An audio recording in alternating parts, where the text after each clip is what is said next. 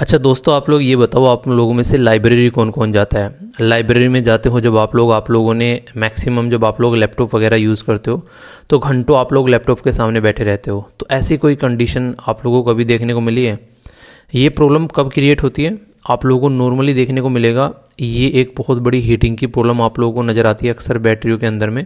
और ये लैपटॉप की बैटरी की बात नहीं की जा रही है, आप लोगों ने नोटिस किया होगा ऐसा कुछ आप लोगों को मोबाइल की बैटरी में भी होते हुए नज़र आता है। तो इसलिए जब भी कोई भी डिवाइस आप लोग अपनी स्टडी के पॉइंट ऑफ व्यू से यूज़ करते हैं तो ध्यान रखो कि कोशिश करो कि जब आप लोग उसको यूज़ कर रहे हो उसको थोड़ा चार्जिंग न लगाओ, ठीक है? क्योंकि चार्जिंग लगाना और डायरेक्ट उसको साथ में यूज़ करना ये काफ़ी बड़ा इम्पैक्ट डालता हुआ आप लोगों को नज़र आ सकता है, खासकर फ़ोन के ऊपर। और लैपटॉप में भी कोशिश किया करो, हीटिंग की प्रॉब्लम जिन लैपटॉप में होती है तो वहाँ पर आप लोग चार्जिंग जो है वो उसके साथ में यूज़ मत करो जब आप लोग उसको लैपटॉप को यूज़ कर रहे हो। अपनी बैटरी चेंज कराओ, क्योंकि ऐसी सिचुएशन अगर देखने को मिले तो काफ़ी बड़ी प्रॉब्लम क्रिएट कर सकती है, आप लोगों ने नोटिस किया होगा। ओके, तो ये चीज़ें थोड़ी ध्यान रखिएगा। आप में से एक ऐसे फैमिली मेम्बर के द्वारा ये वीडियो मेरे साथ में शेयर किया गया, मुझे लगा कि इन्फॉर्मेशनल वीडियो है जिसके बारे में आप लोगों को पता होना चाहिए।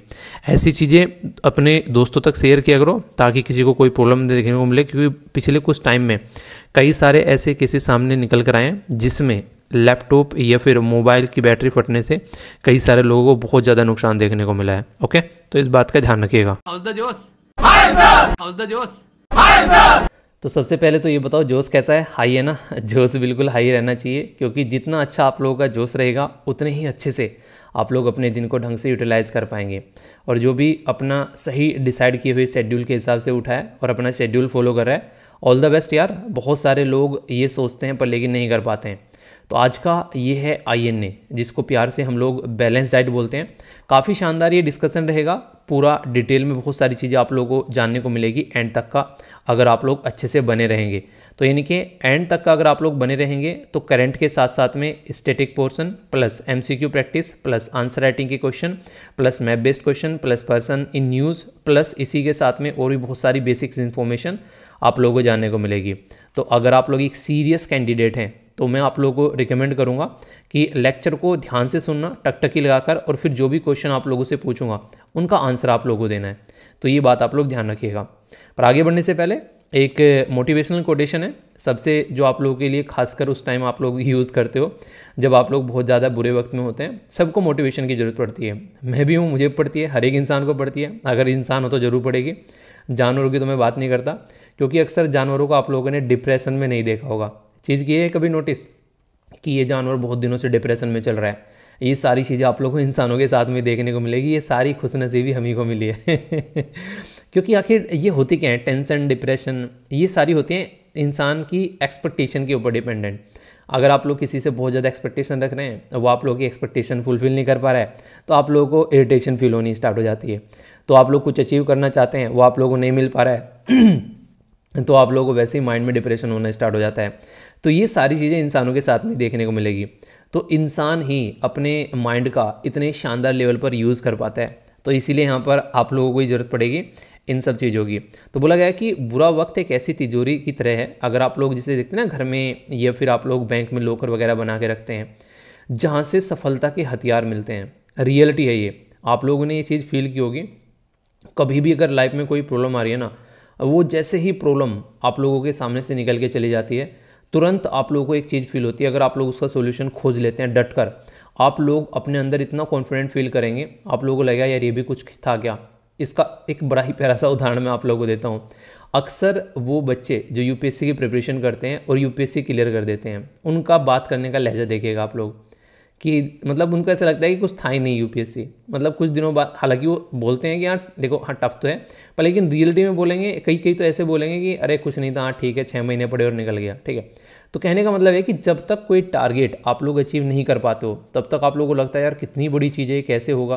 पर जैसे ही वो टारगेट आप लोग अचीव कर लेते हो तो आप लोगों को लगता है यार यही तो था, कर लिया, सब कर रहे हैं। एक बच्चा थोड़ी ना है, हज़ारों बच्चे UPSC निकाल रहे हैं हर साल, कोई बड़ी चीज़ थोड़ी ना है। तो सबसे पहले तो आप लोगों का जो टारगेट है, जो गोल है, उसको आप लोगों को अपने आप से छोटा बनाना पड़ेगा। यानी कि अपने आप को इतना बड़ा बना दो कि आप लोगों को चीज़ें छोटी दिखने लगे, तो आप लोग उसके सामने कंफर्टेबल फील करने लगोगे। और कोई भी चीज़ ऐसी नहीं है यार एक दिन में हो जाएगी, आप लोग खुद देखो। जैसे कि अगर मैंने आप लोगों को पहले बताया, एक बच्चा कह रहा है कि सर मैंने अभी एक्सरसाइज करना स्टार्ट किया है तो कई दिन हो गए, मतलब कि मेरी बॉडी पर इम्पैक्ट नहीं पड़ रहा है। एक्सरसाइज करना और यूपीएससी की प्रिपरेशन करना या फिर किसी एग्ज़ाम की प्रिपरेशन करना, या फिर किसानों को देख लो, किसानों को खेत में जो खेती करने का सिस्टम आप लोग देख लो। आप लोग क्या लगता है, उन्होंने बीज डाला और तुरंत उनकी फसल तैयार होगी? 4-5-6 महीने लग जाते हैं यार आराम से एक पर्टिकुलर फसल को तैयार होने में। आप लोग एक्सरसाइज करने स्टार्ट करोगे ना, महीनों तक तो आप लोगों को बॉडी के ऊपर कोई ज़्यादा ढंग का इम्पैक्ट भी नहीं दिखेगा। आराम आराम से बॉडी पे से फैट बर्न होगा, आराम आराम से मसल्स फॉर्मेशन होनी स्टार्ट होगी आप लोग की, तब जाकर आप लोग एक कंफर्ट जोन में आओगे। सेम पैटर्न आप लोग यहाँ पर लगाइए। अगर एक दिन आंसर लिखोगे, नहीं मतलब लगेगा कि यार मैं तो कुछ भी नहीं हूँ, दूसरे दिन लिखो, तीसरे दिन लिखो, लिखते रहो, और 1 महीने बाद जब आप लोग आंसर लिखोगे और अपना पहले दिन वाला आंसर मिलाकर देखना, खुद हंस दोगे पहले दिन वाले आंसर के ऊपर। तो ये कंसिस्टेंसी, ये एक तरीके से जो पंक्चुअलिटी आप लोगों के अंदर आएगी, वही आप लोगों के टारगेट को अचीव करने में आप लोगों को हेल्प करेगी। और इसमें बहुत सारी दिक्कतें आने वाली हैं, ये लिख के रखिएगा, क्योंकि कोई भी ऐसा इंसान नहीं है जिसको ज़िंदगी में दिक्कतें ना आई हो, तो आप लोगों को भी आएगी। और अगर आप लोगों को दिक्कतें नहीं आ रही तो आप बड़े ही बदनसीब हो। इसका मतलब यह है कि कुछ नया सीख ही नहीं रहे हो, जो चल रहा है ज़िंदगी में वही चीज़ें फॉलो कर रहे हो और उसी को लेकर आगे बढ़ रहे हो। तो प्रॉब्लम आना आप लोगों को एक नई लर्निंग देकर जाता है, नई चीज़ें सिखा कर जाता है। तो इसलिए हमेशा आगे बढ़ते रहो। और जो बातें बोल रहा हूँ ना, सुनने में आसान लगती हैं, मुझे बोलने में भी आसान लग रही हैं, पर लेकिन रियलिटी में इनको जब देखोगे ना, इनमें से निकलोगे, तब आप लोगों को इनकी ग्रेविटी समझ में आएगी। क्योंकि जो इंसान प्रॉब्लम में होता है ना, उसका माइंड ब्लॉक हो जाता है, वो सोच ही नहीं पाता है कि क्या करना है। तो इसलिए कोशिश करो हमेशा उस टाइम पर अपने आप को उस जोन में रखकर देखने की कोशिश करो कि आप कोई बाहर से देख रहे हो और ये प्रॉब्लम है, इसका सोल्यूशन निकालना है, तो आधे से ज़्यादा प्रॉब्लम का सोल्यूशन आप लोगों के सामने निकल जाएगा। ठीक है, तो ये है कुछ बातें, लाइफ में इंप्लीमेंट करो। और क्या आज का शेड्यूल बना लिया है, बहुत सारी प्रॉब्लम तो आप लोग इससे दूर हो जाती है। खासकर जो टाइम का वेस्टेज चलता है, जिसको आप लोग ढंग से अपने आप को मैनेज नहीं कर पाते हो, आप लोग अपना दिन स्टार्ट होने से पहले अपना शेड्यूल ही नहीं बनाते हो। तो कोशिश करो कि एक प्रॉपर शेड्यूल बनाओ, ताकि अपने दिन को आप लोग ढंग से स्टार्ट कर सको। तब आप लोग देखना कितने अच्छे से आप लोग अपनी जो चीज़ें अचीव करते हुए नजर आओगे। ठीक है, तो ये सारी चीज़ ध्यान रखना। और कल का कितना टारगेट अचीव किया, ये जरूर बताना। देखता हूँ कौन कौन अपने टारगेट को अच्छे से फॉलो करके चल रहा है। और जैसे जैसे मौसम चेंज हो रहा है, अपना थोड़ा ध्यान रखो, क्योंकि बहुत सारी प्रॉब्लम देखने को मिलती है उसी साथ में। ओके, अब मैं सोच रहा हूँ कुछ ऐसी इंपॉर्टेंट पर्सनैलिटी आप लोग ये कवर करूँ जो कि हमारे देश में जिनको भारत रत्न मिले हैं। ठीक है, या फिर जिनको कोई मतलब एक तरीके से अलग अलग कंट्री में भी हमारे देश के लोगों को कोई इंपॉर्टेंट अवार्ड मिले हैं। तो ऐसी पर्सनैलिटी भी बीच बीच में आप लोगों के सामने आती रहेगी। ये पर्सनैलिटी कौन है, पहचानो कौन, देखता हूँ कौन कौन यहाँ पर पहचान पाता है, और उसी को जो पहचानेगा उसी को एक चॉकलेट मिलेगी। ठीक है मतलब देखो, पहचानो, देखता हूँ कौन कौन बता पाता है। आगे बढ़ते हैं, इंपॉर्टेंट डे के साथ में स्टार्ट करेंगे। 5 नवंबर है और वर्ल्ड सुनामी। तो मतलब एक तरीके से सुनामी सिंह की बात नहीं कर रहा हूँ, मूवी थी वो कौन सी थी, सलमान खान की, उसमें सुनामी रहता है, वो वाली सुनामी मोड रहता है, एक पर्टिकुलर बंदा रहता है, तो वो वाली चीज़ें देखने को मिलती हैं। आप लोगों ने सुना होगा सुनामी के बारे में, 2004 में इतनी खतरनाक थी, बेसिकली बहुत सारे लोगों की जान लेकर गई। तो सुनामी एक तरीके का डिजास्टर है, तो उसी के बारे में मैं आप लोगों से यहाँ पर बात करने वाला हूँ।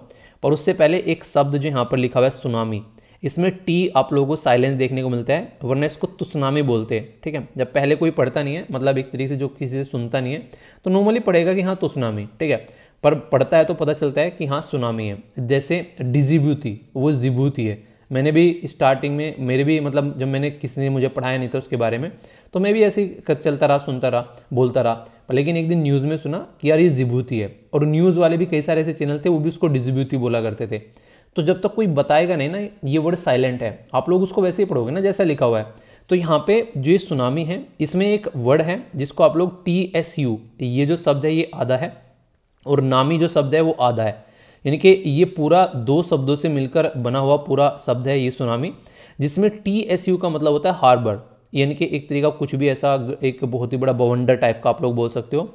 और नामी का मतलब होता है वेव, यानी कि एक तरीके से इनॉर्मस वेव जो कि कॉन्टिन्यूसली पानी के अंदर डिस्टर्बेंस क्रिएट करते हुए आगे बढ़ती रहती हैं, और उनकी हाइट जो है वो 20-20, 25-25, 30-30 मीटर से भी ज़्यादा हो जाती है, तो वो सुनामी कहलाती है। मतलब बाढ़ जो आएगी, पानी आएगा, वहाँ पर मैक्सिमम इतना होगा कि आदमी डूब गए, 2-3 आदमी डूब गए। पर लेकिन जब सुनामी आती है वो 2-3 मंजिले बिल्डिंग तक डुबा के चली जाती है, तो वो बाढ़ उसके सामने बच्ची है, सुनामी के सामने, इतनी खतरनाक है। सुनामी बाढ़ को ही बोलती है छोटी बच्ची हो क्या, वो वाली कंडीशन आप लोग समझ सकते हो, ठीक है। तो यानी कि सुनामी बहुत ही पावरफुल एक ऐसी चीज़ है जो कि डिस्ट्रॉय करके चलती है और पानी की स्पीड भी इतनी ज़्यादा रहती है, मतलब बहा कर ले जाती है सब कुछ। तो इसमें जब कोई ऐसी कंडीशन बनती है तो कोई रीज़न होगा। जी हाँ, इसका मेनली जो रीज़न आप लोगों को देखने को मिलता है वो होता है अर्थक्वेक। यानी कि पानी के अंदर जब अर्थक्वेक आता है तो वो पानी एक इस तरीके से हार्बर बनकर आप लोगों को निकलता हुआ नजर आएगा, जो कि खतरनाक लेवल पर ये एक इम्पैक्ट डालता हुआ आगे बढ़ता हुआ नजर आएगा। तो ये आप लोगों को देखने को मिलती है। तो 2004 में जब सुनामी आई उससे बहुत सारे चेंजेस तो हमारे देश में आए, क्योंकि जो हमारी कंट्री का कोस्टल एरिया था इस साइड में आप लोगों को सुनामी देखने को मिली थी, और यहाँ से इस पर्टिकुलर एरिया से इतना बड़ा डिजास्टर यहाँ पर देखने को मिला था, बेसिकली बे ऑफ बंगाल वाली साइड में। उसी के बाद में हमारे देश में नेशनल डिजास्टर मैनेजमेंट अथॉरिटी यानी कि NDMA बनाई गई। तो यहाँ से ये निकल कर आया, क्योंकि ये बिल्कुल ऐसी है जैसे मैं आप लोगों को हमेशा बोलता हूँ, हमारी सरकार भी बिल्कुल आप लोगों के जैसी है। जब तक सर पर एग्जाम नहीं आएगा तब तक अपनी प्रिपरेशन स्टार्ट नहीं करोगे। फॉर्म निकलने के बाद में लगता है कि चलो प्रैक्टिस स्टार्ट कर लेते हैं। तो हमारी गवर्नमेंट भी ऐसे ही करती है। 2008 में मुंबई में जब टेरर अटैक हुआ उसके बाद में एक एजेंसी बन गई हमारे देश में, NIA, ठीक है। बताओ क्या है इसकी फुल फॉर्म, ठीक है। INA नहीं बोल रहा हूँ, ओके। इम्पोर्टेंट न्यूज नहीं, NIA। तो ये आप लोग समझ सकते हैं। तो कंडीशन ऐसी होती है कि जब तक चीज़ें प्रॉब्लम में इंसान नहीं पड़ता ना, उसको सोल्यूशन सोचने की खुजता ही नहीं है। तो ये काफ़ी एक नेचर है इंसान का। तो इस नेचर के खिलाफ जाकर आप लोगों को अगर आप लोग काम कर पाते हैं, यानी कि सिलेबस मान लीजिए आप लोगों ने स्कूल में पढ़ना स्टार्ट किया, तो स्कूल में सिलेबस जो होगा वो आज ये कुछ पोर्शन होने वाला है, आप लोगों ने उसको 5 दिन पहले ही तैयार कर लिया। तो आप लोग सोचो जब आप लोग स्कूल में जाकर वो सब्जेक्ट पढ़ रहे होगे, इनडायरेक्ट वे में आप लोग कुछ एक तरीके से रिविजन कर रहे होगे काफ़ी कुछ। तो थोड़ा सा एडवांस चलना जरूरी है, पर लेकिन हम लोग दूसरों की गलतियों से नहीं सीखते हैं। हम लोग वो बच्चे हैं जो खुद गलतियाँ कर करके सीखते हैं। चलिए, जो भी है जो थीम है वो है early warning and early action before every tsunami. यानी कि अगर कोई भी डिजास्टर आता है तो हमको उसके लिए तैयार रहना सीखना पड़ेगा। तो अर्ली वार्निंग होनी चाहिए, यानी कि ताकि लोगों को बचाया जा सके। और उसके बारे में जब एक्शन लेंगे तो यहाँ पर काफ़ी जो इंसान है और जो काफ़ी प्रॉपर्टी वगैरह जो रहती है उसको भी हम लोग एक तरीके से प्रोटेक्ट कर पाते हैं। तो ये आप लोग समझिएगा। अगर कुछ इंपॉर्टेंट बातें आप लोगों से क्वेश्चन पूछ ले जाए, कहने के लिए इंपॉर्टेंट डे है पर ये एक टॉपिक की तरीके से हो गया पूरा, क्योंकि डिजास्टर मैनेजमेंट एक प्रॉपर टॉपिक है आप लोगों के सिलेबस के अंदर में, GS पेपर 3 में जब आप लोग जाओगे, ठीक है। तो यहाँ पर जब आप लोग इसको मैच करोगे तो आप लोगों को यहाँ पर देखने को मिलेगा जो सस्टेनेबल डेवलपमेंट गोल है उनको यहाँ पर कनेक्ट करके बताया गया है, ठीक है। तो आप लोग देखते हैं जब नंबर ऑफ डेथ होती है यहाँ पर जो पर्सनों की जिनकी जाती है डिजास्टर में, तो उसके बारे में यहाँ पर बताया गया है और इसको कनेक्ट करने की कोशिश की जा रही है सेंडाई फ्रेमवर्क के साथ में। आप लोगों को याद होगा अभी 2-3 दिन में कई बार मैं पढ़ा चुका हूँ डिजास्टर मैनेजमेंट के बारे में। एक बेसिक चीज़ क्या रहती है वहाँ पर, बेसिक चीज़ डिजास्टर मैनेजमेंट में ये रहती है कि पहले, इससे पहले अगर आप लोग देखोगे जो सिस्टम चला हुआ आ रहा था वो सारे सिस्टम मैंने आप लोगों से डिस्कस किए थे। प्रेजेंट टाइम पर जो सिस्टम चल रहा है कि डिजास्टर को कैसे मैनेज करना है, और ये सिस्टम जो है 2015 से 2030 तक चलने वाला है, यानी कि जिसको सेंडाई फ्रेमवर्क बोलते हैं। सेंडाई फ्रेमवर्क आप लोगों को ये बताता है कि डिजास्टर को कैसे लोग आगे जो है वो मैनेज करोगे। थोड़ा रिवीजन कर लो आप लोग। इससे पहले बताओ, इससे पहले कौन सा फ्रेमवर्क था यहाँ पर आप लोगों को बताना है। बाकी सस्टेनेबल डेवलपमेंट गोल के साथ में अगर मैच करके कुछ लिखने के लिए आ जाए तो ये आप लोगों को जरूर पता होना चाहिए। बेसिक इन्फॉर्मेशन है यहाँ पर, आप लोगों को इसके बारे में जरूर से जरूर पता होना चाहिए, ठीक है। इसी के साथ में जो सेंडाई फ्रेमवर्क है यहाँ पर वो 18 मार्च 2015 में जब 3rd UN की कॉन्फ्रेंस हो रही थी, याद रखिएगा जापान में हो रही थी वो। ये जो नाम है सेंडाई, ये जापान से निकल कर आ रहा है, ठीक है। तो इसके बारे में आप लोग जरूर याद रखिएगा। और ये सेंडाई फ्रेमवर्क काफ़ी अच्छे से हम लोग इम्प्लीमेंट कर पाए थे अपने देश के अंदर भी। इसका एक जीता जागता उदाहरण आप लोगों को देखने को मिलेगा यहाँ पर। जब उड़ीसा के अंदर फैनी यहाँ पर जो साइक्लोन आया था, वहाँ पर कई सारे लोगों को हम लोग बचा पाए थे, खासकर बे ऑफ बंगाल की साइड में, ठीक है। अगर आप लोगों से कोई पूछ बैठे कि सबसे ज़्यादा साइक्लोन हमारे देश में किधर आते हैं, लक्षद्वीप की साइड में आते हैं या फिर बे ऑफ बंगाल की साइड में आते हैं, तो क्या बोलोगे? मान लीजिए लक्षद्वीप A है और बे ऑफ बंगाल B है, तो बताइए क्या बोलोगे? देखता हूँ कौन सा आंसर देता है। तो मैक्सिमम साइक्लोन आप लोगों को देखने को मिलेंगे वो होंगे बे ऑफ बंगाल की साइड में, क्योंकि यहाँ पर जो अवेलेबल फेवरेबल कंडीशन है, यानी कि साइक्लोन आने के लिए जो माहौल है वो काफ़ी अच्छा है। यहाँ पर साइक्लोन मजे मजे में आ जाते हैं, ठीक है।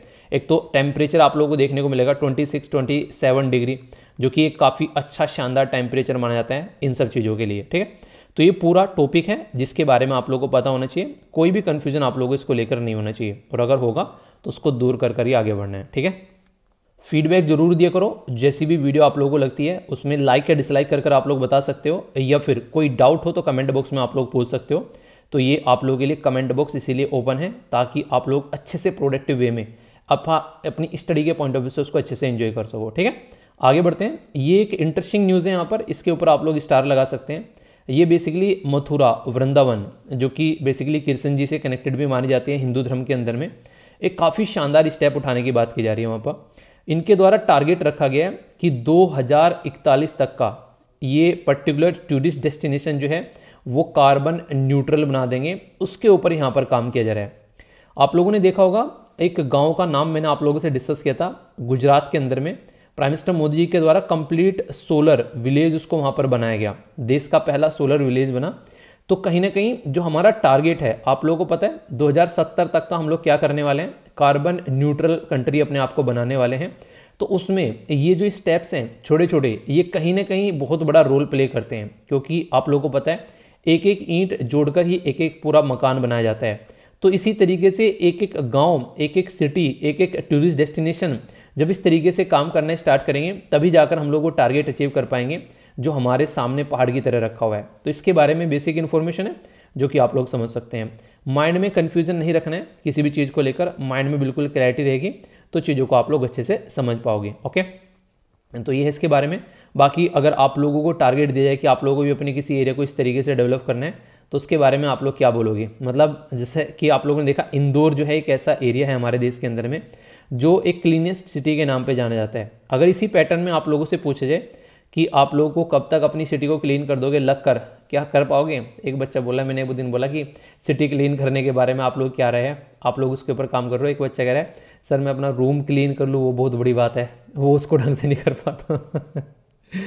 यार थोड़ा सा तो आप लोग अपने आप को मैनेज करना पड़ेगा। ठीक है, ये सारी चीज़ें ऐसी हैं जो रेगुलर आप लोगों के सामने आएंगी और आप लोगों को सोल्यूशन निकाल कर आगे बढ़ना है, वरना दिक्कतें ऐसी चलती रहेंगी। ठीक है, तो इसके बारे में कुछ लिखने के लिए आ जाए तो एज एग्जाम्पल के तौर पर भी आप लोग मेंशन कर सकते हैं। और अभी आप लोगों को पता है कॉन्फ्रेंस ऑफ पार्टी 27 आप लोगों को देखने को मिलेगी। कहाँ पर देखने को मिलेगी? 26 कहाँ पर हुई थी? वो ग्लासगो में हुई थी। कहाँ पर? यूके के अंदर में। 27 अभी होने वाली है, उसका नाम याद रख लेना, क्योंकि जैसे ही वो होगी 26 की जो वो नहीं है इंपॉर्टेंस है वो खत्म हो जाएगी। ठीक है, तो ऐसे आप लोग समझ सकते हैं। जब तक आप लोगों के पास में कोई पुराना फ़ोन है आप लोग उसको अच्छे से इस्तेमाल कर रहे हो, जैसे ही नया आ गया तो पुराने की बेइज्जती होनी स्टार्ट हो जाती है। ठीक है, वही कंडीशन यहाँ पर है आप लोगों के सामने। छोटी सी न्यूज़ है वैसे तो, कहीं कोने में आप लोगों को देखने को मिल जाएगी किसी भी न्यूज़पेपर के, पर लेकिन सेलिब्रेट करने लायक है काफ़ी शानदार तरीके से।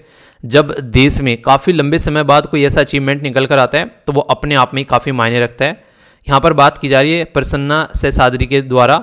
अभी 11 साल बाद हमारे देश में, ये मुंबई के रहने वाले हैं, तो इनके द्वारा फर्स्ट सिल्वर मेडल जीता गया है वर्ल्ड पजल चैंपियनशिप के अंदर में।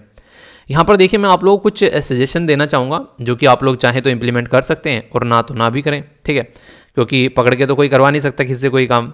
आप लोगों ने एक बात सुनी होगी कि कुछ चीज़ें ऐसी होती हैं जो ज़बरदस्ती नहीं होती है। जैसे कि आप लोग पढ़ाई करोगे, ज़बरदस्ती कोई नहीं करवा पाएगा। जो सुबह को मॉर्निंग में उठ रहे हैं, टाइम पे चीज़ें फॉलो कर रहे हैं, तो वो अपने आप से ही उठ रहे हैं। ज़बरदस्ती करोगे तो बैठे बैठे सोएंगे किताब लेके हाथ में। ठीक है, तो प्यार, पढ़ाई या फिर आप लोगों को ये जो गेम्स वगैरह हैं, ये कोई ज़बरदस्ती नहीं, आप लोग खुद से करोगे काम तो ही होगा। ओके, जैसे अभी अगर बात करें, अभी हमारी कंट्री में काफ़ी बड़ी मुहिम चलाई जा रही है कि जो ऑनलाइन गेम है वो बच्चों के ऊपर बहुत नेगेटिव इंपैक्ट डाल रहे हैं। जैसे लूडो आप लोग देखते हो, इसके ऊपर इतने दुनिया भर के ऐप आप लोगों को नजर आएंगे जो कि काफ़ी नेगेटिव तरीके से बच्चों के ऊपर नेगेटिव इंपैक्ट डालते हैं।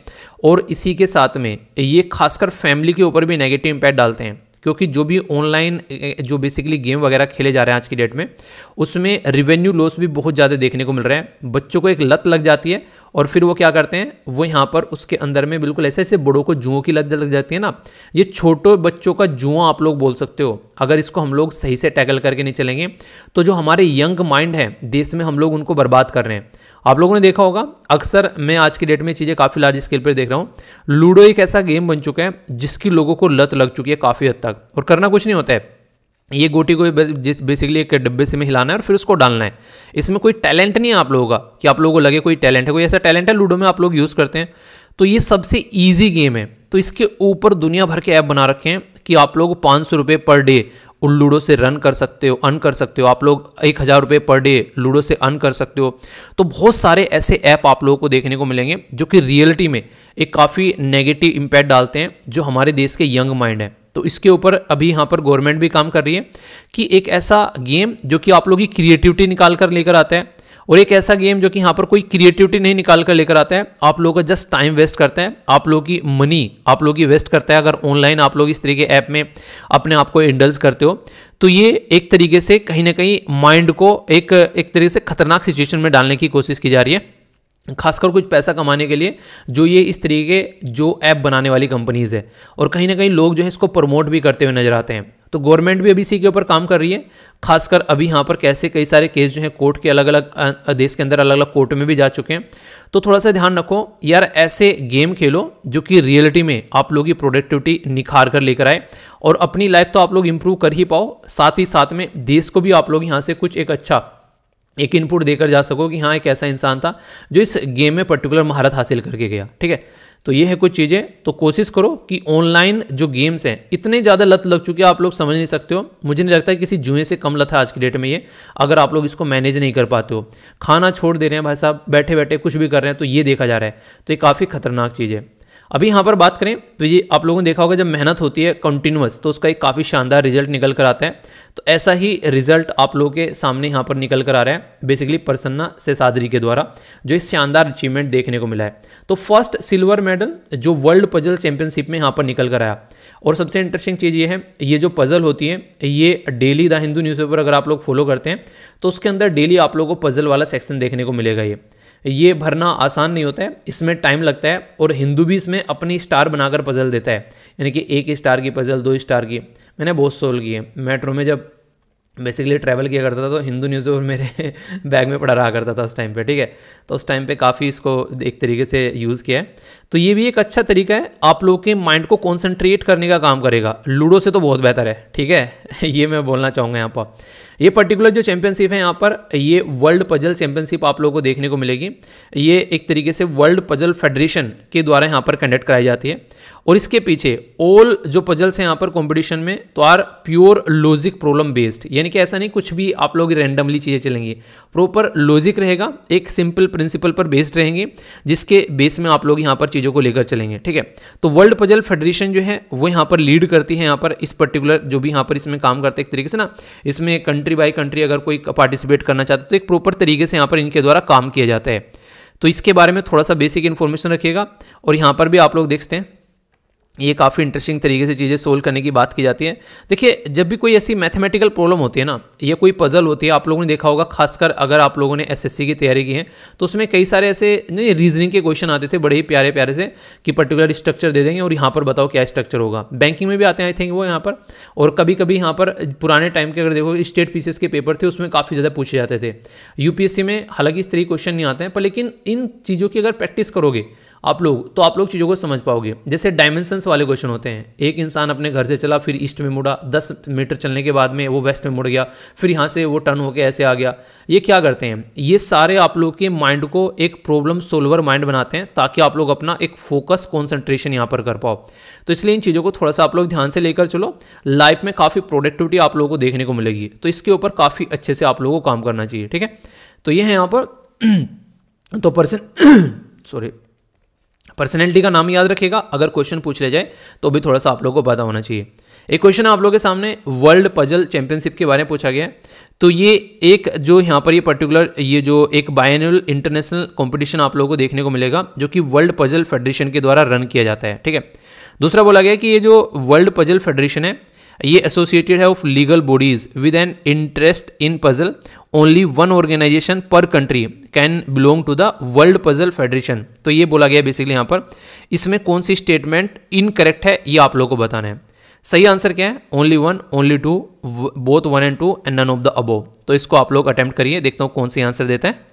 सही आंसर अभी बताएं यहाँ पर, ये एक एनुअल है। ठीक है, तो जो बायएनुअल बोला गया है वो स्टेटमेंट यहाँ पर गलत है। ये एक एनुअल कंपटीशन आप लोगों को यहाँ पर देखने को मिलेगा, क्योंकि यहाँ पर ये छोटी छोटी सी स्टेटमेंट आप लोगों की गलत करा देती हैं। तो यहाँ पर द्विवार्षिक नहीं है, ये वार्षिक यानी कि एनुअल आप लोगों को देखने को मिलेगा।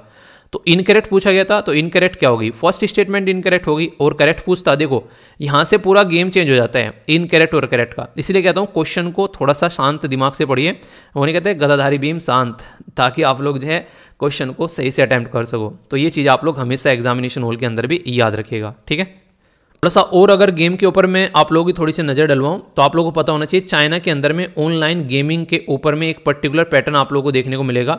या तो दिन में आप लोग आधा घंटा या फिर पौना घंटा खेल सकते हो, या फिर वीकेंड में आप लोग 2-3 घंटे खेल सकते हो। इस तरीके से बच्चों को अलाउ किया गया है और इसके लिए प्रॉपर कानून बनाए गए हैं चाइना के अंदर में। तो इसी तरीके से बोला गया था क्या इंडिया के अंदर भी कोई ऐसा कानून हम लोग को बनाना चाहिए जो सिस्टमेटिक वे में यहाँ पर काम कर सके, ताकि जो यंग जनरेशन है हमारी उनको एक ऐसे गड्ढे में से गिरने से बचाया जा सके और उनकी जो प्रोडक्टिव लाइफ है उसको और ज़्यादा प्रोडक्टिव बनाया जा सके। तो ये जरूरी है। आप लोगों ने सुना होगा जैसा देश वैसा भेष, जैसे लोगों के आसपास में आप लोग रहते हो वैसे ही लोग आप लोग बन जाते हो, वैसे इंसान आप लोग बन जाते हो। तो कोशिश करो कि कुछ प्रोडक्टिव लोगों की संगति में रहो अगर रियलिटी में आप लोग अपनी लाइफ को इंप्रूव करना चाहते हो, वरना बहुत सारी प्रॉब्लम्स लाइफ में आप लोगों को देखने को मिलने वाली हैं। ठीक है, तो ये बात आप लोग हमेशा ध्यान रखिएगा। नेक्स्ट अगर बात करें यहाँ पर पोल्यूशन के बारे में बात की जा रही है और पोल्यूशन इतनी हद तक बढ़ चुका है जिसकी कुछ हद नहीं है। आप लोग उसकी नहीं कहते पराकाष्ठा पार हो चुकी है। तो उससे रिलेटेड यहाँ पर एक आर्टिकल आप लोगों से डिस्कस किया जाएगा। पोल्यूशन की कुछ रिपोर्ट भी हैं, वो सारी रिपोर्ट्स वगैरह भी आप लोगों से डिस्कस करूंगा काफ़ी डिटेल में, ताकि एक एक पॉइंट जो है वो आप लोगों के माइंड में क्रिस्टल क्लियर हो जाए। ठीक है, तो एक एक पॉइंट आप लोगों के माइंड में ढंग से क्लियर होगा। बाकी एक आर्टिकल आप लोगों का होगा जो काफ़ी डिटेल में डिस्कस करूंगा। ट्राइबल कम्युनिटी की बहुत सारी बेसिक इन्फॉर्मेशन भी आप लोगों को बताऊंगा और थोड़ा सा रिवीजन भी होगा, क्योंकि ये टॉपिक भी बार बार न्यूज़ में आता रहता है।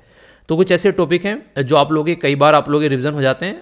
इसका फ़ायदा क्या होता है, ये जो टॉपिक हैं अलग अलग डायमेंशन से न्यूज़ में है। कभी कहीं पर SC ST को प्रॉब्लम फेस करनी पड़ रही है, कभी कहीं पर उनको अलग अलग राज्य में स्टेटस देने की बात की जा रही है। शेड्यूल जो ट्राइब कम्युनिटी है खासकर उनके ऊपर फोकस यहाँ पर रहता है।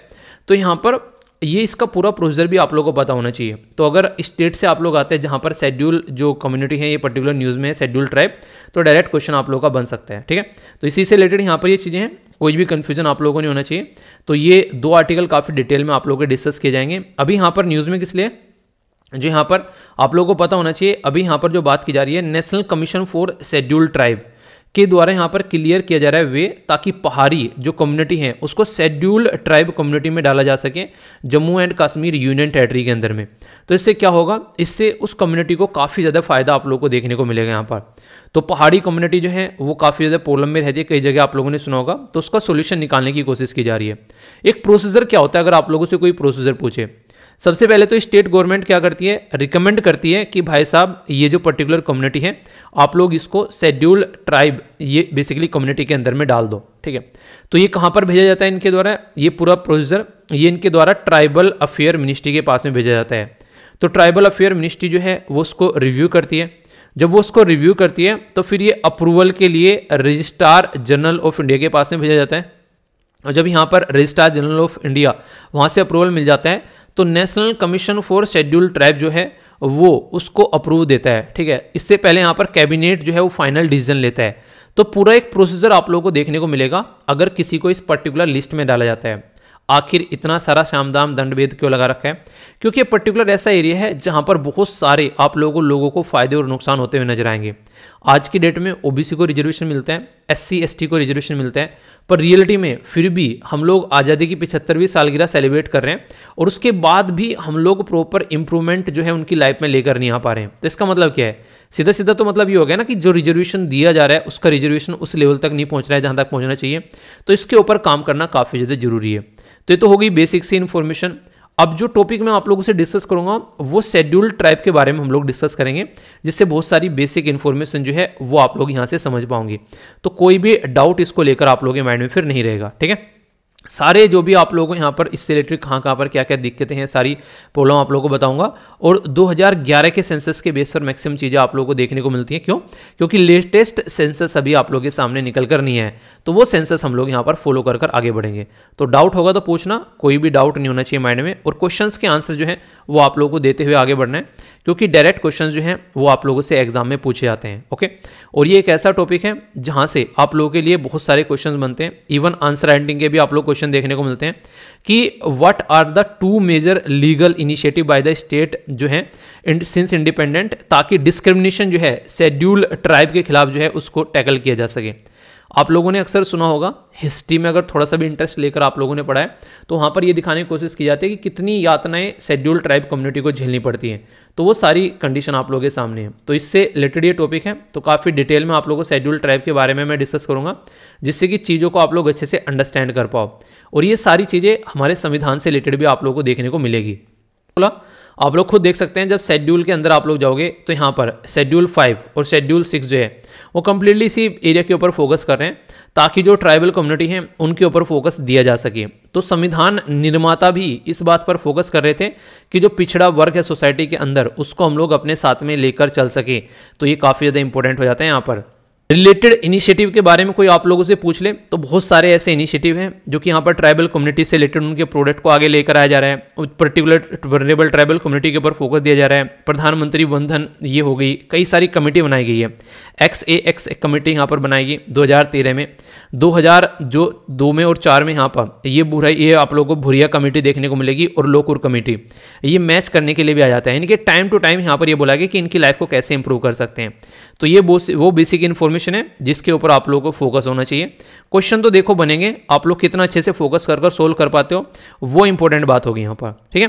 तो काफ़ी इंपॉर्टेंट है यहाँ पर। अब पूरा ट्राइबल कम्युनिटी के बारे में मैं आप लोगों से बात करूंगा ताकि टॉपिक क्रिस्टल क्लियर हो जाए माइंड में। तो अच्छे से एक एक पॉइंट सुनकर चलना है और जो क्वेश्चन पूछा गया उसका भी आंसर देना है। बाकी कुछ क्वेश्चन आप लोगों को इसके ड्यूरेशन में मैं पूछूंगा, तो उनका आंसर तब दे पाओगे अगर ढंग से सुनोगे तो, ठीक है। जब हम लोग बात करते हैं ट्राइबल कम्युनिटी के बारे में, हिंदी में हम लोग बोलते हैं आदिवासी।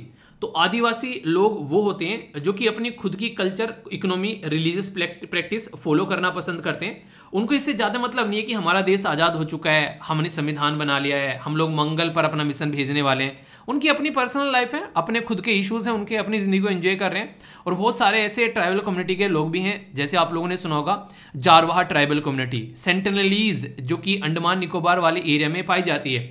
वहाँ पर तो जो लोग हैं उनको अब तक एक तरीके से जो पुराने टाइम पर होते थे ना, जैसे खेती करना नहीं जानते थे, बस जंगल पे जो पेड़ पौधों पे से फल फ्रूट्स मिले वो खा लिए, और उसी के साथ में ऐसा थे एक तरीके से मछली वगैरह पकड़ ली थोड़ी बहुत, और अपना एक तरीके शिकार विकार कर जिंदा रह लिए। तो वो वाली जिंदगी वो आज भी इंजॉय कर रहे हैं। तो जब हमारे संविधान निर्माताओं से पूछा गया कि यार जो ट्राइबल कम्युनिटी है उनको कैसे लेकर चलना चाहते हैं, तो यहाँ पर उसमें भी कई सारी बातें यहाँ पर की गई।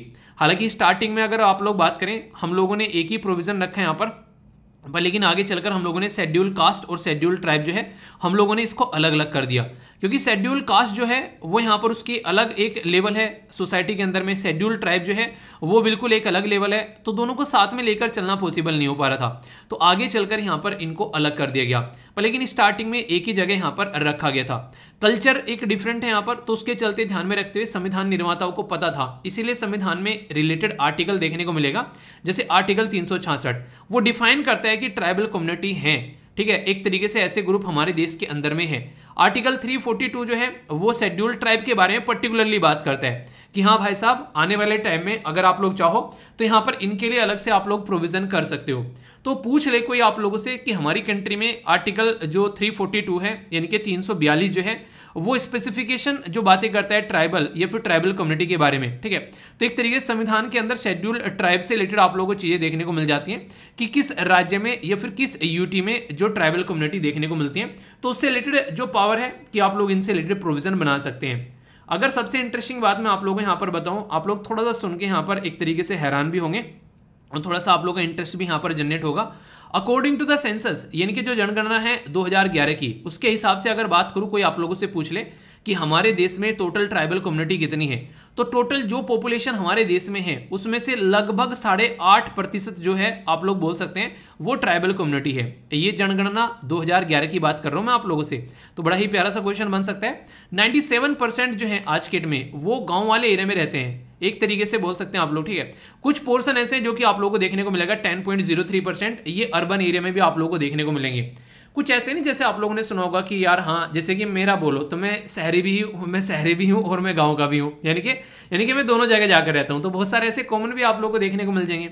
आज भी मेरा गांव है, वहाँ पे घर है, मम्मी पापा रहते हैं वहाँ पर, क्योंकि मुझे इंटरनेट की अवेलेबिलिटी चाहिए होती है, ये सारी चीज़ें चाहिए होती हैं, और थोड़ा अपना भी जो चीज़ें चलती हैं बाहर, तो इसलिए मुझे बाहर रहना पड़ता है एक तरीके से। इस तरीके से आप लोग समझ सकते हैं, ठीक है। अगर बात करूं अगर डेकेडल मतलब एक दशक के अंदर में, दशक मतलब 10 सालों के अंदर में जो ग्रोथ आया है ट्राइबल पॉपुलेशन के मामले में 2001 से लेके 2011 तक का, तो ये 23.66% आप लोगों को देखने को मिलेगा। यानी कि ट्राइबल जो आदिवासी कम्युनिटी की जो पॉपुलेशन है वो ज्यादा बढ़ी है एज कंपेयर टू अगर हम लोग अपनी जो अब पॉपुलेशन के बारे में बात करें। हमारी पॉपुलेशन लगभग 17% के करीब आप लोगों को देखने को मिलेगा ग्रोथ हुआ है, जबकि ट्राइबल कम्युनिटी की जो है वो 23% का ग्रोथ आप लोगों को देखने को मिलेगा। यानी कि एक तरीके से उनकी कम्युनिटी में ज्यादा ग्रोथ हुई है, ऐसा आप लोग बोल सकते हैं। अब बात करते हैं सेक्स रेशियो के बारे में।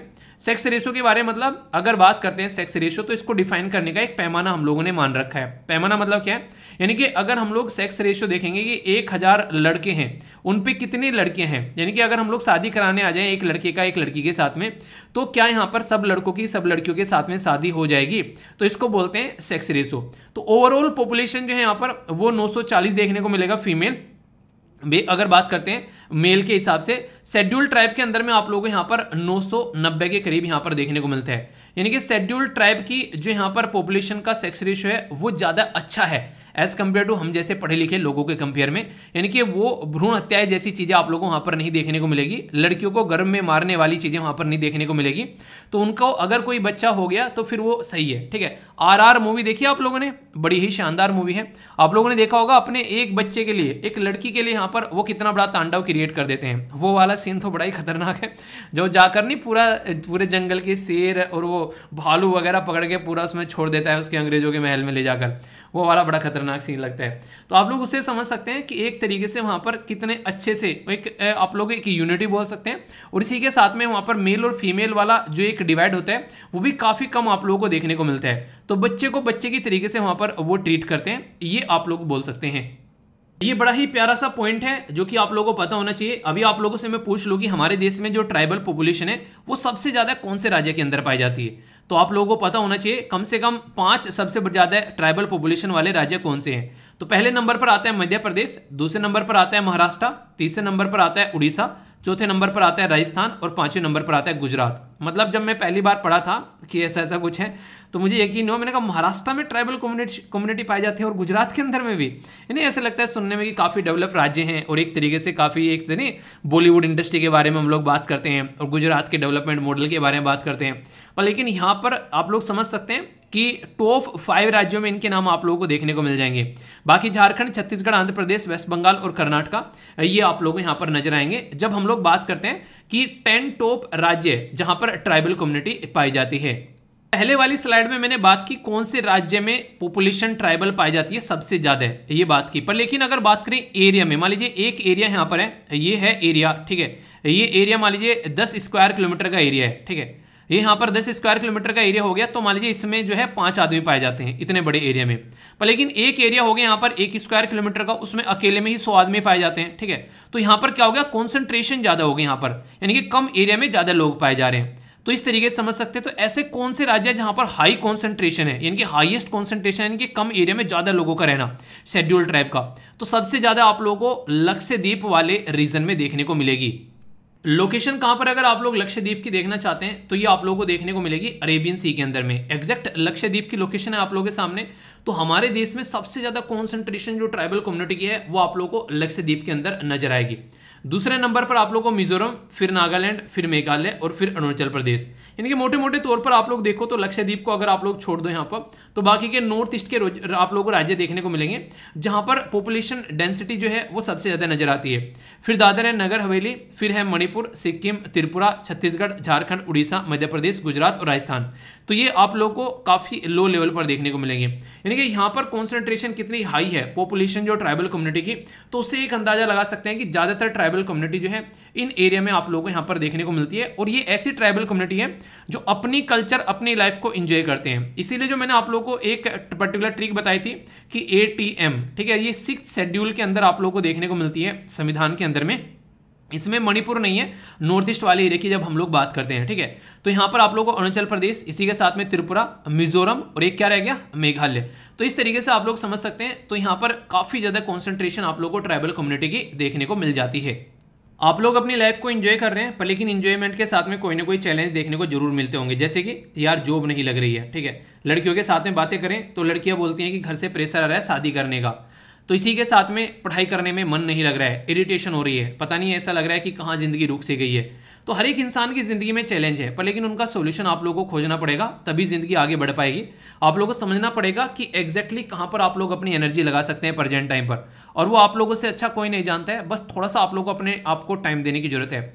ऐसे ही कई सारे चैलेंज जो हैं वो यहाँ पर हमारी कंट्री में ट्राइबल कम्युनिटी फेस करती है। जैसे कि अगर बात करें तो नेचुरल रिसोर्सेज जो हैं वो इनसे छीने जा रहे हैं। क्यों? क्योंकि पॉपुलेशन बढ़ रही है, हमारे जैसे लोग जो हैं पढ़े लिखे समझदार लोग जो अपने आप को बोलते हैं, वो यहाँ से रिसोर्सेज निकाल कर ले जाते हैं। इसी के साथ में एजुकेशन आप लोगों को प्रॉपर देखने को नहीं मिलती है इनकी। लिटरेसी रेट, हाल तो हमारी कंट्री में जो पढ़ने की एक लिटरेसी की डेफिनेशन है वही इतनी ज़्यादा खतरनाक है, किसी को अपना नाम लिखना पढ़ना आ गया तो वो इंसान जो है पढ़ा लिखा माना जाता है। तो ये डेफिनेशन ही सबसे पहले मुझे लगता है चेंज करनी चाहिए, जिससे कि यहाँ पर सिचुएशन थोड़ी चेंज हो सके। हेल्थ और न्यूट्रिशन का लेवल जो है काफ़ी कम देखने को मिलेगा, और कई सारे जेंडर इशू भी यहाँ पर निकल कर आते हैं। तो यानी कि एक तरीके से कई सारे इशू आप लोगों को यहाँ पर मेल और फीमेल के भी देखने को मिलेंगे। खासकर अगर ट्राइबल कम्युनिटी के बारे में बात करें, आप लोगों ने देखा होगा कई सारी ट्राइबल कम्युनिटी के बारे में आप लोगों से जिक्र भी किया गया है कि वुमेन को इतने अधिकार नहीं मिलते हैं जो मेल डोमिनेटेड सोसाइटी कई जगह देखने को मिलती है। पर लेकिन नॉर्थ ईस्ट में ऐसी भी ट्राइबल कम्युनिटी है, मैंने आप लोगों को बताया था, बताइए शायद आप लोगों को याद होगा, आर्टिकल थोड़े दिन पहले डिस्कस किया था।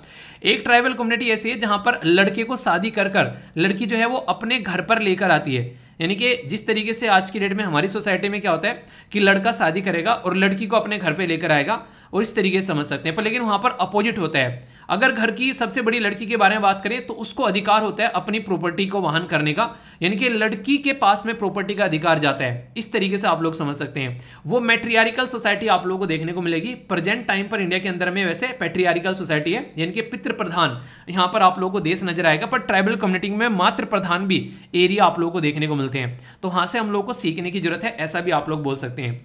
ये वो ट्राइबल कम्युनिटी है जो हंटिंग, गैदरिंग वगैरह, फिशिंग वगैरह वो काम करती है, शिफ्टिंग, कल्टीवेशन वगैरह, मैंने एक तरीके से अपना वही एक तरीके से घूमे, यहाँ पर खा लिया, वहां पर ये काम कर लिया, थोड़ा बहुत अपना पशु वगैरह बांध लिए, वो वाली जिंदगी इनकी जीते हैं आज की डेट में भी।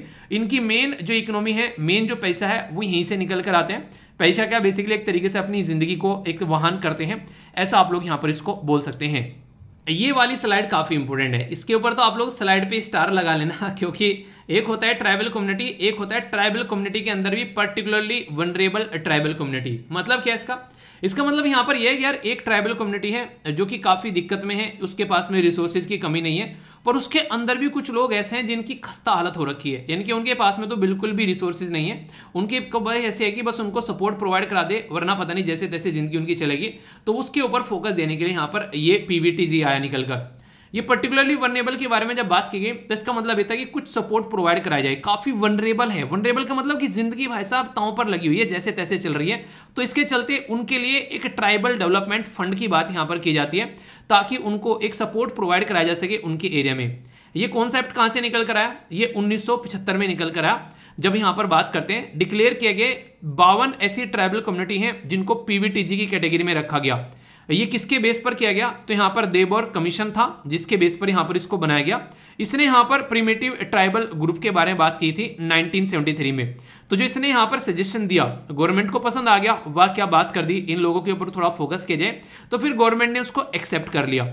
तो यहाँ से ये कमीशन जो है, ये कमीशन का सजेशन ही यहाँ पर आगे चलकर आज की डेट में जो यहाँ पर 75 टोटल PVTG हो गए हैं, जिनको पहले यहाँ पर 52 की कैटेगरी में रखा गया था। टोटल ट्राइबल कम्युनिटी कितनी है? ये है 705। समझिए आप लोग, हमारे देश में 705 ट्राइबल कम्युनिटी आप लोगों को देखने को मिलेगी। इसमें से 75 ट्राइबल कम्युनिटी ऐसी हैं जो कि PVTG की कैटेगरी में आती हैं, यानी कि ऐसी ट्राइबल कम्युनिटी जो कि आज के डेट में सबसे ज्यादा प्रॉब्लम फेस करती हैं। और उसमें से अगर आप लोग बात कर लें कौन सा राज्य है जहां पर सबसे ज्यादा देखने को मिलती है, तो याद रखिएगा उड़ीसा एक ऐसा राज्य है जहां सबसे ज्यादा PVTG देखने को मिलती है। 75 में से 13 अकेले उड़ीसा के अंदर से निकल कर आती है। और हमारी कंट्री की जो प्रेजेंट टाइम पर जो प्रेसिडेंट अभी यहाँ पर हमारे देश में है, मुर्मू जी, वो भी एक ट्राइबल कम्युनिटी से ही निकल कर आती हैं। उस ट्राइबल कम्युनिटी का नाम क्या है ये आप लोगों को बताना है। देखता हूँ कौन से आंसर देता है, ठीक है। ये मैंने अलग से एक स्पेशल वीडियो बनाकर आप लोगों को पढ़ाया भी था। तो वो ट्राइबल कम्युनिटी से आती है और ट्राइबल कम्युनिटी के कोई भी इशू जब होते हैं तो उनको काफी डिटेल में डिस्कस करती है। उड़ीसा गवर्नमेंट के बारे में बात करें तो आइडेंटिफाई करे हैं उनके द्वारा लगभग 888 विलेज एक इसी के साथ में जो PVTG एरिया है, ताकि उनको सपोर्ट प्रोवाइड कराई जा सके। बड़ा ही इंटरेस्टिंग सा क्वेश्चन बन जाता है कई बार कि हमारे देश में हर एक राज्य के अंदर ट्राइबल कम्युनिटी है, ऐसा देखकर आप लोगों को बोल देंगे, आप लोग बोलेंगे यार सर ने पढ़ाया तो था कि हाँ है तो, पर लेकिन क्या सारे राज्यों के बारे में पढ़ाया था? ऐसा नहीं था, ठीक है। इसीलिए कहता हूँ ध्यान से सुना करो, फिर ये मत बोलना क्वेश्चन कहाँ से बन गया। भाई साहब यहाँ से बन जाएगा और फिर आप लोग बोलोगे पढ़ाया नहीं था। पढ़ाया तो था, पर आप लोगों ने ढंग से सुना नहीं था, ठीक है। तो 18 स्टेट और यूनियन टेरिटरी ऐसे हैं जहां पर ट्राइबल कम्युनिटी पाई जाती है 2011 के सेंसस के हिसाब से। तो ये काफी इंपॉर्टेंट टॉपिक आप लोगों का यहाँ पर बन जाता है। तो इस तरीके से चीजें आप लोगों को समझ के चलनी है, ठीक है। तो कोई भी कंफ्यूजन आप लोगों को इससे रिलेटेड नहीं होना चाहिए। कुछ क्वेश्चन होंगे जिनके आंसर आप लोगों को देने हैं, देखता हूं कौन कौन यहां पर सही आंसर देता है। इससे आप लोगों का पता चलेगा कितने अच्छे से आप लोगों ने चीजों को सुना है और समझा है। सबसे पहले अगर बात करते हैं 6th शेड्यूल के अंदर में बोला जा रहा है कि कौन कौन से राज्य जो हैं वो कवर होते हैं, ये आप लोगों को बताना है। ए में बोला गया आसाम, बी 2 में बोला गया नागालैंड, 3 में बोला गया मेघालय, 4 में बोला गया क्या, ये बोला गया त्रिपुरा। तो सही आंसर यहां पर क्या है अगर आप लोगों से पूछूं, याद आ रहा है कुछ कुछ मैंने आप लोगों को बोला था, एटीएम के अंदर मनी नहीं है, ठीक है। तो एटीएम के अंदर एन तो कहीं भी नहीं है, तो नागालैंड होगा यहाँ पर, तो नागालैंड यहाँ पर नहीं होगा, ठीक है। तो आंसर क्या हो गया, आंसर यहाँ पर सी हो गया। फिर से एक बात बोल दूं आप लोगों को, वीडियो को पॉज कर क्वेश्चन को अटेम्प्ट करो तो मजा आएगा आप लोगों का। क्वेश्चन का जैसे आंसर दोगे आप लोगों के अंदर कॉन्फिडेंस आएगा, और उसी का पर्पज है बेसिकली मेरा, ताकि आप लोगों के अंदर कॉन्फिडेंस आए। यही चाहता हूं मैं, और इसी बेस पर आप लोगों को यहाँ पर ये चीजें अटेम्प्ट करवा रहा हूँ, ठीक है। तो ये काम आप लोग जरूर करिए, इससे आप लोग चीजों को अच्छे से इंजॉय भी कर पाओगे, ओके। इंटरेस्टिंग क्वेश्चन है, बोला जा रहा है कि अरेंज करना है स्टेट को आप लोगों को डिसेंडिंग ऑर्डर में या फिर एक तरीके से घटते हुए क्रम में, जहां पर ट्राइबल पॉपुलेशन पाई जाती है सबसे ज्यादा है महाराष्ट्र, उड़ीसा, मध्य प्रदेश और गुजरात। तो इस वीडियो को पॉज कर दो आंसर, देखता हूं कौन सी आंसर दे रहा है। जो सही आंसर देगा उसको एक चॉकलेट मिलेगी, ठीक है। उसमें से एक चीज भी आप लोगों को याद है जो मैंने पढ़ाया था, पहले नंबर पर मैंने क्या बताया था, पहले नंबर पर बताया था मध्य प्रदेश, याद आ रहा है। दूसरे नंबर पर मैंने क्या बताया था, महाराष्ट्र। अगर ये दो भी आप लोगों को याद है तो भी आप लोग क्वेश्चन का आंसर देकर चले जाएंगे। एटलीस्ट टॉप 5 यार आप लोग याद रखिए, ताकि कंफ्यूजन आप लोगों को देखने को नहीं मिले। इंटरेस्टिंग क्वेश्चन है, आप लोगों को अटेम्प्ट करने के बाद में मजा आएगा कि हाँ ऐसे भी क्वेश्चन एग्जाम में बन जाते हैं। और यहाँ पर 4 स्टेटमेंट है आप लोगों के सामने, आप लोगों को ढूंढना है कि करेक्ट स्टेटमेंट कौन सी है। बोला गया यहाँ पर देबोर कमीशन जो है उसके द्वारा रिकमेंड किया गया प्रिमिटिव ट्राइबल ग्रुप बनाने के लिए, जिसको पीटीजी बोला गया 1973 में। इसी के साथ में 75 जो पीवीटीजी हैं आउट ऑफ 705 शेड्यूल जो ट्राइब हैं, ये यहाँ पर आप लोगों को देखने को मिलेगी। नेक्स्ट बोला गया उड़ीसा के अंदर हाईएस्ट पीवीटीजी हैं, पीवीटीजी हैं वो हर एक राज्य में आप लोगों को फैली हुई नजर आएंगी। तो सही आंसर क्या है अगर मैं आप लोगों से पूछूं, अगर आप लोगों को कुछ नहीं पता है, पूरे इसमें सारा कुछ नहीं पता है, और आप लोगों को मेरी एक स्टेटमेंट याद रह गई है कि हाँ सर ने ये बोला था कि हर एक राज्य में तो यार ट्राइबल कम्युनिटी नहीं है, अगर ये छोटी सी बात भी आप लोगों को याद रह गई ना, तो यहाँ से आप लोग आराम से क्वेश्चन का आंसर दे सकते हैं कि हाँ 4th स्टेटमेंट गलत है, और 4th अगर गलत हो जाती है तो यहाँ, तो ऐसे आप लोगों से कई बार यूपीएससी में क्वेश्चन बनते हैं। तो इस तरीके से प्रिपरेशन करो ताकि एक भी पॉइंट जो है वो आप लोगों का छूटे ना, जो भी करके जाओ पढ़ के ढंग से शानदार तरीके से। ट्राइबल कम्युनिटी की एक बॉडी आप लोगों को देखने को मिलेगी, इसमें भी कई बार क्वेश्चन बन जाते हैं national commission for schedule tribe के बारे में, ठीक है। ये national commission for schedule tribe जो है बोला गया एक संवैधानिक बॉडी है, इसी के साथ में बोला गया आर्टिकल 338A के अंदर आती है। नेक्स्ट यहां पर बोला गया कि इसके member are not eligible for appointment more than 1 term, ये यहां पर बोला गया। तो ये काफी इंटरेस्टिंग क्वेश्चन है, अगर बात करें, चलिए अटेम्प्ट करिए, फिर अभी आंसर बताऊंगा तो आप लोग समझ जाएंगे।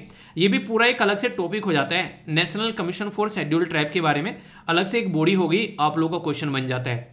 तो ए में बोला गया 1 and 2, बी में बोला गया 2 and 3, सी में बोला गया 1 and 3, डी बोला गया ऑल ऑफ द अबोव। तो सही आंसर क्या है, सही आंसर है यहाँ पर ए, बोला गया है कि member are not eligible appointment for more than 1 term. तो ऐसा नहीं है यहाँ पर, ये मोर देन 2 टर्म है ना कि 1 टर्म, तो ये एक स्टेटमेंट है यहाँ पर। बाकी यहाँ पर पहले national commission for schedule tribe और शेड्यूल कास्ट जो था वो एक जगह हुआ करता था, फिर 19 फरवरी 2004 में यहाँ पर जो 338 आर्टिकल है उसके अंदर एक और नया आर्टिकल ऐड कर दिया जिसको 338A बोला। मैंने आप लोगों को हमेशा बोला है किसी भी आर्टिकल के सामने A, B, C, D capital में लिखा हो तो इसका मतलब यह है कि संविधान में संशोधन करके उसको ऐड किया गया है, ओरिजिनली वो संविधान के अंदर नहीं हुआ करता था। 89th जो कॉन्स्टिट्यूशन अमेंडमेंट किया गया था वो 2003 में किया गया, तो इसलिए यहां पर ये एक संवैधानिक बॉडी भी हो गया, आप लोग यहां पर समझ सकते हैं। किस मिनिस्ट्री के अंडर में आता है, तो ministry of social justice and empowerment के अंडर में आते हैं। इसके मिनिस्टर कौन है ये आप लोग कमेंट बॉक्स में बता दीजिए। अगर बात करें यहाँ पर तो ये कैसे जो ट्राइबल कम्युनिटी को आगे लेकर चलना है उसके बारे में बात करते हैं। एटलीस्ट एक मेंबर महिला होगी, चेयरपर्सन, वाइस चेयरपर्सन और दूसरे मेंबर होंगे जो कि 3 साल के लिए चुने जाते हैं और 2 टर्म के लिए मैक्सिमम इनको चुना जा सकता है। तो ऐसे आंसर यहाँ पर आप लोगों के सामने ए हो गया। एक और क्वेश्चन आप लोगों के लिए यहाँ पर है, इतने सारे क्वेश्चन हो गए आप लोगों को मजा आ गया होगा। ये क्वेश्चन है आप लोगों के लिए काफी इंटरेस्टिंग, बोला जा रहा है कि परसेंटेज वाइज अगर आप लोगों को बताना है ट्राइबल कम्युनिटी कहां पर ज्यादा पाई जाती है। मैंने अभी आप लोगों को बताया था एक पर्टिकुलर मैप में लोकेशन दिखा के, नागालैंड, लक्षद्वीप, मिजोरम, मेघालय। तो अगर आप लोगों को ये पता है ओनली जो लोकेशन मैंने दिखाई है लक्षद्वीप वाली, तो आंसर आप लोगों के सामने होगा यहाँ पर बी। तो यार मैं हमेशा ऐसे ही बोलता हूँ आप लोगों को कि टॉपिक को बिल्कुल ऐसे तैयार आप लोगों को करना है, ताकि जब भी आप लोग एग्जाम में बैठो तो आप लोगों को दिक्कतें न देखने को मिले किसी भी तरीके से। चलिए एक और क्वेश्चन इसी बात पर, ठीक है। बात की जा रही है कि आप लोगों को स्टेटमेंट दे रखी है कि शेड्यूल ट्राइब पॉपुलेशन के बारे में अकॉर्डिंग टू द 2011 का जो सेंसस था, तो यहाँ पर ट्राइबल पॉपुलेशन जो है वो बोला गया 8.61% थी टोटल पॉपुलेशन का। ग्रोथ आप लोगों को देखने को मिली है लेस देन टोटल पॉपुलेशन। और तीसरा बोला गया यहाँ पर कि जो सेक्स रेशियो है ओवरऑल जो पॉपुलेशन का वो लेस है, लेस देन द जो ट्राइबल कम्युनिटी के अंदर ये लेस आप लोगों को देखने को मिलेगा, ये बोला गया है। तो क्या स्टेटमेंट करेक्ट है? ए में बोला गया 1 and 2, बी बोला गया 2 and 3, सी बोला गया 1 and 3, डी बोला गया ऑल ऑफ द अबव। तो जो आंसर है वो क्या सही है अगर पूछा जाए तो आंसर है सी से यहाँ पर, यानी कि फर्स्ट और सेकंड सही है। बाकी सारी स्टेटमेंट आप लोगों को यहाँ पर पता है, मैंने सारे ग्रोथ रेट के बारे में डिटेल में आप लोगों को यहाँ पर बता दिए। तो ऐसे क्वेश्चन आप लोगों से बनते हैं एग्जाम में। काफी इंपोर्टेंट आर्टिकल है, यहाँ पर बात करेंगे पोल्यूशन के बारे में और पोल्यूशन का इंपैक्ट क्या पड़ सकता है। ये डाउन टू अर्थ मैगजीन के द्वारा काफी डिटेल में कवर किया गया, आप लोग समझेंगे तो काफी सारी चीजें आप लोग को जानने को मिलेगी। ये जो आर्टिकल है यूपीएससी प्रीलिम्स, ये बेसिकली इसी के साथ में जीएस पेपर 3 इन्वायरमेंट और जो पोल्यूशन के अंदर आप लोगों का टॉपिक बनता है वहां पर आप लोग इसको कनेक्ट कर पाओगे, डिटेल में समझेंगे आखिर न्यूज में क्या है और क्या क्या इंपैक्ट यहां पर पड़ता है, वो सारी बातें भी आप लोग यहां पर समझ पाओगे। पोल्यूशन, जिसको हिंदी में आप लोग प्रदूषण बोलते हैं, काफी खतरनाक चीज है, काफी सारे लोगों की डेथ होकर जाती है इसके थ्रू। और अगर इंडिया अपने देश भारत के अंदर मैं बात करूं 2019 में 1.6 मिलियन लोगों की डेथ हो चुकी है पोल्यूशन की वजह से 2019 में। 1.6 मिलियन का मतलब क्या होता है? इसका मतलब यह कि 16 लाख लोगों की जान चली गई है 2019 में पोल्यूशन की वजह से। आप लोग बोला है झूठी बात है, ऐसे थोड़ा ना होता है, ऐसे होता है। पोल्यूशन की जब मैं आप लोगों से बात करता हूं तो आप लोगों को पता नहीं है, बहुत सारे बच्चे, बहुत सारे बुजुर्ग, बहुत सारे ऐसे लोग जो हॉस्पिटलाइज हैं उनको बहुत सारे इश्यूज देखने को मिलते हैं और पोल्यूशन वन ऑफ द एक मेजर रीजन होता है उनकी डेथ का, अगर आप लोग इसको ढंग से माइन्यूट लेवल पर अंडरस्टैंड करेंगे तो। अगर इंडिया के अंदर आप लोग बात करें ओवरऑल जो पोल्यूशन रिलेटेड डेथ होती है वो है 2.4 मिलियन, यानी कि 24 लाख लोगों की जान जाती है। यानी कि अभी आप लोग बोल रहे थे कि यहाँ पर 1.6 यानी कि 16 लाख जाती है, अब 24 बोल दिया। क्या हमारा ही दिन में ही बना रहे हो? क्या बना नहीं रहा हूं, सुधार रहा हूं। मतलब यहां पर मैंने ओनली एयर पोल्यूशन के बारे में बात की है और यहां पर वाटर, लेड, इसी के साथ में दूसरे जो और पोल्यूशन देखने को मिलते हैं उसकी वजह से जो दिक्कतें निकल कर आती हैं उसके बारे में बात कर रहा हूं। तो इसी के चलते एक स्टडी की गई है पोल्यूशन एंड हेल्थ, ये एक स्टडी है pollution and health A progress update, और ये किसके द्वारा? द लैंसेट जो प्लानिटरी हेल्थ, इसके द्वारा यहां पर ये पब्लिश की गई है, जो काफी इंपोर्टेंट है और इसके बारे में आप लोगों को पता भी होना चाहिए। और कुछ लिखने के लिए आ जाए पोल्यूशन के बारे में, आप लोगों को कई बार निबंध आ जाते हैं एक तरीके से इन्वायरमेंट के बारे में लिखने के लिए, तो वहां पर ये इंपॉर्टेंट पॉइंट जो है आप लोग मेंशन कर सकते हैं। तो एक एक पॉइंट जो है काफी डिटेल में कवर करूंगा, अच्छे से सुनिएगा। अगर रिपोर्ट के बारे में मैं आप लोगों से कुछ फाइंडिंग्स के बारे में यहां पर बात करूं तो अगर आप लोग समझेंगे ग्लोबली एयर पोल्यूशन अकेला जो है वो 66.7 लाख लोगों की डेथ करके चला गया। आप लोग बोलोगे यार हमारे देश में ही ज्यादा होगी, यहां पर अभी आपने बताया लगभग 16 लाख लोगों की जान हमारे देश में चली गई और पूरी दुनिया में 66 लाख लोग ही मरे इससे। रीजन क्या है? अगर पोल्यूशन की रिपोर्ट के हिसाब से आप लोग उठाकर देखोगे दुनिया में सबसे ज्यादा मोस्ट पोल्यूटेड एरिया कहां पर आते हैं, आप लोगों को मैक्सिमम जो है अपने देश की सिटीज वहां पर नजर आएंगी। तो इसीलिए वो पोल्यूशन जो है वो हमारी नसों में दौड़ रहा है, उसकी वजह से यहां पर ये बातें निकल कर आती है। अगर overall pollution related responsible estimation death के बारे में बात करें 2019 में ओवरऑल की बात की जा रही है, तो यहां पर बात की जा रही है कि हर छठे में से एक जो इंसान है वर्ल्ड वाइड उसकी डेथ आप लोगों को यहां पर देखने को मिल रही है। 2019 का डेटा है ये आप लोगों के सामने, इसको आप लोग समझ सकते हैं, ठीक है। अगर बात करें यहां पर ये काफी इंपॉर्टेंट है, 80 करोड़ जो चिल्ड्रन है वो एस्टिमेट एक तरीके से उनके अंदर जब चेक किया गया तो ब्लड में उनके लेड यानी कि सीसे की मात्रा जो है काफी ज्यादा देखने को मिली। जो हम लोग खाते पीते हैं ना उससे आप लोगों को ये सारी चीजें सामने निकल कर आती है, ठीक है। तो ये चीजें हमारे समझने के लायक है काफी ज्यादा तरीके से। ये जो क्वांटिटी एक्सीड हो चुके हैं 5 माइक्रोग्राम पर डेसीलीटर, तो ये आप लोगों को यहां पर इसकी मात्रा देखने को मिलेगी। एयर पोल्यूशन जो है उसकी वजह से, केमिकल जो पोल्यूशन है उसकी वजह से, एजिंग जो है उसकी वजह से, और इसी के साथ में जो भी आज के डेट में पोल्यूशन को एक्सपोज हम लोग हो रहे हैं, पोल्यूशन के सामने हर टाइम हम लोग रहते हैं, उसकी वजह से फॉसिल फ्यूल जो एयर पोल्यूशन में होता है उसकी वजह से आज की डेट में 8 बिलियन पर डे का नुकसान हो रहा है, ये आप लोग यहां पर समझ सकते हैं। कॉस्ट बताई जा रही है पोल्यूशन की जो दुनिया को नुकसान हो रहा है, अपने देश में नहीं ऑल ओवर वर्ल्ड में, पूरे ग्लोबल की बात कर रहा हूं, 8 बिलियन एक ह्यूज मनी आप लोगों को देखने को मिलती है। अगर किसी कंट्री को श्रीलंका को दे दे तो श्रीलंका जो है अपने पैरों पर खड़ा हो जाएगा। एक दिन में पूरी दुनिया को इतना नुकसान हो रहा है पोल्यूशन की वजह से, और ये मैक्सिमम पोल्यूशन आप लोगों को देखने को मिलेगा, उसमें हमारा योगदान काफी ज्यादा आप लोगों को नजर आएगा, यानी कि इंसानों के द्वारा की गई हरकतें मैक्सिमम आप लोगों को देखने को मिलेगी। कुछ बातें मैंने बता दी है, कुछ और बातें जान लो अपने ही देश के बारे में। एयर पोल्यूशन के मैंने बताया 16 लाख के करीब लोगों की डेथ हुई 2019 में, 17.8 है ओवरऑल डेथ जो भी देश के अंदर हुई है। हम लोग बोलते हैं ना अभी कोविड-19 की वजह से कितने सारे लोगों की जान चली गई, भाई साहब ये आप लोग गिनते भी नहीं हो, ये जो लोगों की डेथ हो रही है इनके बारे में कोई बात ही नहीं करता है। तो एयर पोल्यूशन रिलेटेड डेथ यहां पर इसके द्वारा बताई गई है। 9.8 लाख जो है वो पार्टिकुलेट मैटर 2.5 आप लोगों को देखने को मिलेगा, और 6.1 लाख जो है वो हाउस होल्ड एयर पोल्यूशन।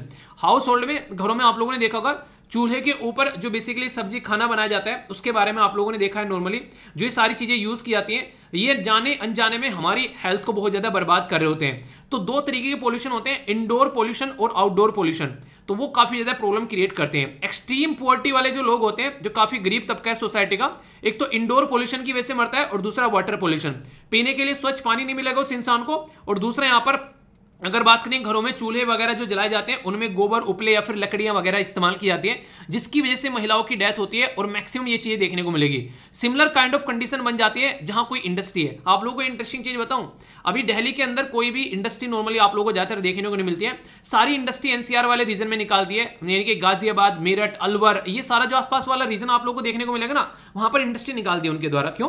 क्योंकि उनको पता है पोल्यूशन फैला रहा है, तो दिल्ली के अंदर पोल्यूशन नहीं चाहिए, आसपास के लोग मरते रहो, ठीक है। और ये हर एक गवर्नमेंट जो है वो कोशिश करती है कि अपने रहने की जगह सुरक्षित होनी चाहिए, क्योंकि जब हमारे देश में यहां पर कोई बाहर का डिग्नेटरी आता है तो ये बोलते हैं कि उसने इतने टाइम में इतनी सारा पोल्यूशन पी लिया है। और याद होगा बराक ओबामा साहब जब स्टार्टिंग में आया करते थे तो उस टाइम पर कई सारे ऐसे हा हुल्ला भी हुए थे कि इंडिया के अंदर जाओगे इतना पोल्यूशन पीकर आओगे, इंडिया तो पोल्यूटेड कंट्री है।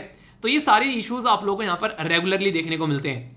इंडिया स्पेसिफिक हाईलाइट के बारे में बात करते हो, वर्स्ट अफेक्टेड लोग कौन है? एयर पोल्यूशन से सबसे ज्यादा किस एरिया में अफेक्टेड लोग नजर आएंगे? Indo Gangetic plain. ये वो रीजन है जहां से हमारी जो प्यारी गंगा रिवर है वो बहते हुए जाती है, तो इस प्लेन को इंडो गैंगेटिक प्लेन की कैटेगरी में आप लोग रख देते हैं। अगर मैप में भी आप लोग देखोगे तो जहां जहां से गंगा रिवर बहकर जा रही है तो ये आप लोगों को देखने को मिलेगा, जिसमें उत्तर प्रदेश, बिहार, वेस्ट बंगाल, ये सारा रीजन आप लोगों को यहां पर नजर आ जाएगा। तो यहां पर सबसे ज्यादा लोगों की डेथ जो होती है वो पोल्यूशन की वजह से आप लोगों को देखने को मिलती है, और न्यू दिल्ली और मैनी मोस्ट जो पोल्यूटेड सिटी है वो इंडिया के अंदर नजर आती है। काफी बड़ा रीजन क्या है? अगर कोई कोज आप लोगों से पूछने लगे, जो भी हम लोग जलाते हैं, घास फूस जो हम लोग जलाते हैं आज के में, सिंगल लार्जेस्ट कोज आप लोगों को देखने को मिलेगा काफी बड़ा। और कंजप्शन ऑफ द कोयल और क्रॉप जो बर्निंग होती है आज की डेट में आप लोगों को ये नजर आता है, जो बिजली आप लोग घरों में यूज कर रहे हैं ना, मैक्सिमम बिजली हम लोग कोयले से बना रहे हैं, और ये कोयला काफी ज्यादा खतरनाक होता है, और अभी रिक्वायरमेंट को ध्यान में रखते हुए इसका यूज करना पड़ता ही पड़ता है। और यहीं से ही आप लोगों को यहां पर बेसिकली जो लेड है ये आप लोगों को देखने को मिलेगा, जो काफी इंपॉर्टेंट है। तो 5 माइक्रोग्राम पर डेसीलीटर यहां पर ये आप लोगों को देखने को मिल रहा है, जो कि काफी ज्यादा हो जाता है। 27 करोड़ बच्चे आज के दिन में इसकी चपेट में आ रहे हैं। तो इकोनॉमिक लॉस के बारे में अगर बात करें, 2020 से लेकर 2019 तक का 1% जीडीपी का खा चुका है यहां पर ये पोल्यूशन। जीडीपी में 1% बढ़ाने में ना इंसान जो है उसके घुटनों पर आ जाता है, पर लेकिन यहां पर आप लोग देखो तो ये काफी ज्यादा जरूरी है। अगर कोज को थोड़ा सा और डिटेल में देखें तो नेचुरल कोज होंगे, जैसे डस्ट हो गया, स्मोक हो गया, जब यहां पर नहीं कहीं पर जंगल में आग लग गई, हमारे हाथ में तो नहीं है, जंगल में आग लग गई, कुछ हमारे हाथ में भी है, कुछ हमारे हाथ में नहीं है, वो चीजें आप लोगों को देखने को मिलती है। नेचुरल फायर लग गई, पर लेकिन कहीं पर बवंडर आ गया, कहीं पर हवा चली ताबड़तोड़, वो हमारे हाथ में नहीं है। तो जो हमारे हाथ में है वो एटलीस्ट हम लोग को सुधारना चाहिए।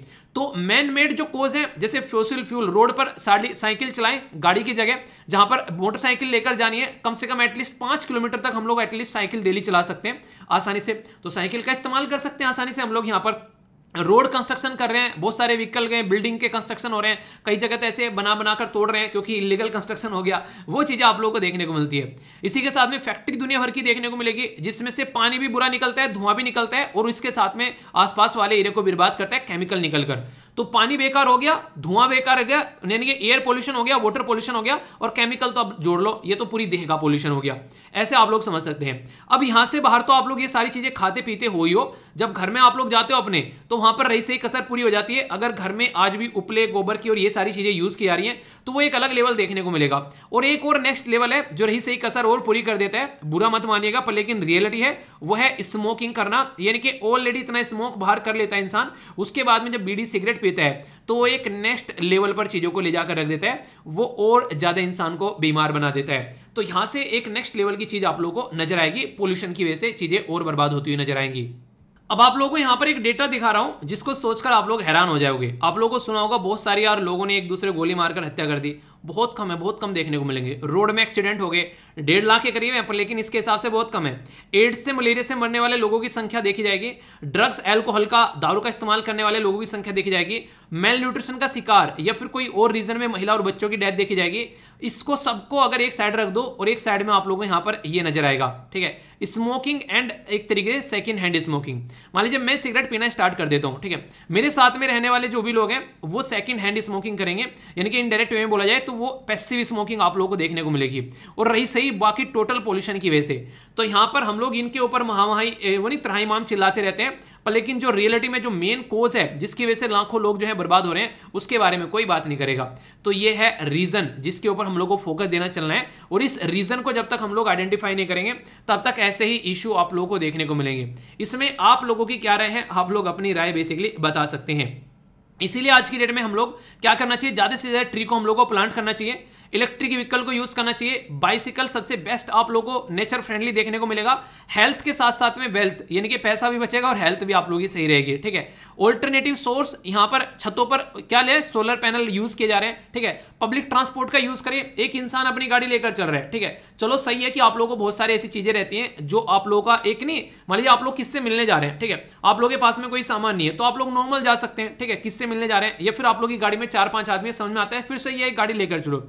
अकेला इंसान गाड़ी लेकर जा रहा है, ठीक है, रीजन उनकी इंसान की भी गलती नहीं है, पब्लिक ट्रांसपोर्ट की फैसिलिटी ऐसी नहीं है कि वो गाड़ी का ऑल्टरनेटिव कर सके, वरना किसको ज्यादा दिक्कत है। सोचो अगर ऑल्टरनेटिव इतना अच्छा हो जाए कि इंसान को अपनी चीजें निकालने से ज्यादा लगेगा यार वो सही है, फालतू में क्या इसको निकाल के चलो, खुद चलाना पड़ेगा, बैठ के जाऊंगा ना मजे में, वो वाली चीजें, तो इस तरीके से समझ सकते हैं। तो आउटडोर जो भी पोल्यूशन है यहां पर, अगर ये सारी चीजें आप लोग देखोगे, transport, dust, waste management, house की एनर्जी, एग्रीकल्चर, पेस्ट, ये सारी चीजें देखोगे, और दूसरी साइड में यहां पर रिड्यूस करने के लिए ये चीजें देखोगे, तो इनमें बैलेंस बनाना बहुत जरूरी है अगर रियलिटी में हेल्थ सुधारना चाहते हैं, वरना हेल्थ नहीं सुधरेगी, हेल्थ जो है वो और ज्यादा बर्बाद होती नजर आएगी, और इससे दिल की बीमारी, लंग की बीमारी, अस्थमा, ये सारी चीजें आप लोगों को देखने को मिलेगी। आंखों में बीमारी, स्ट्रोक हो गया, रिड्यूस लाइफ स्पैन, इंसान की जिंदगी घटती जा रही है इन सब चीजों की वजह से, ये आप लोगों के सामने नजर आती है चीजें।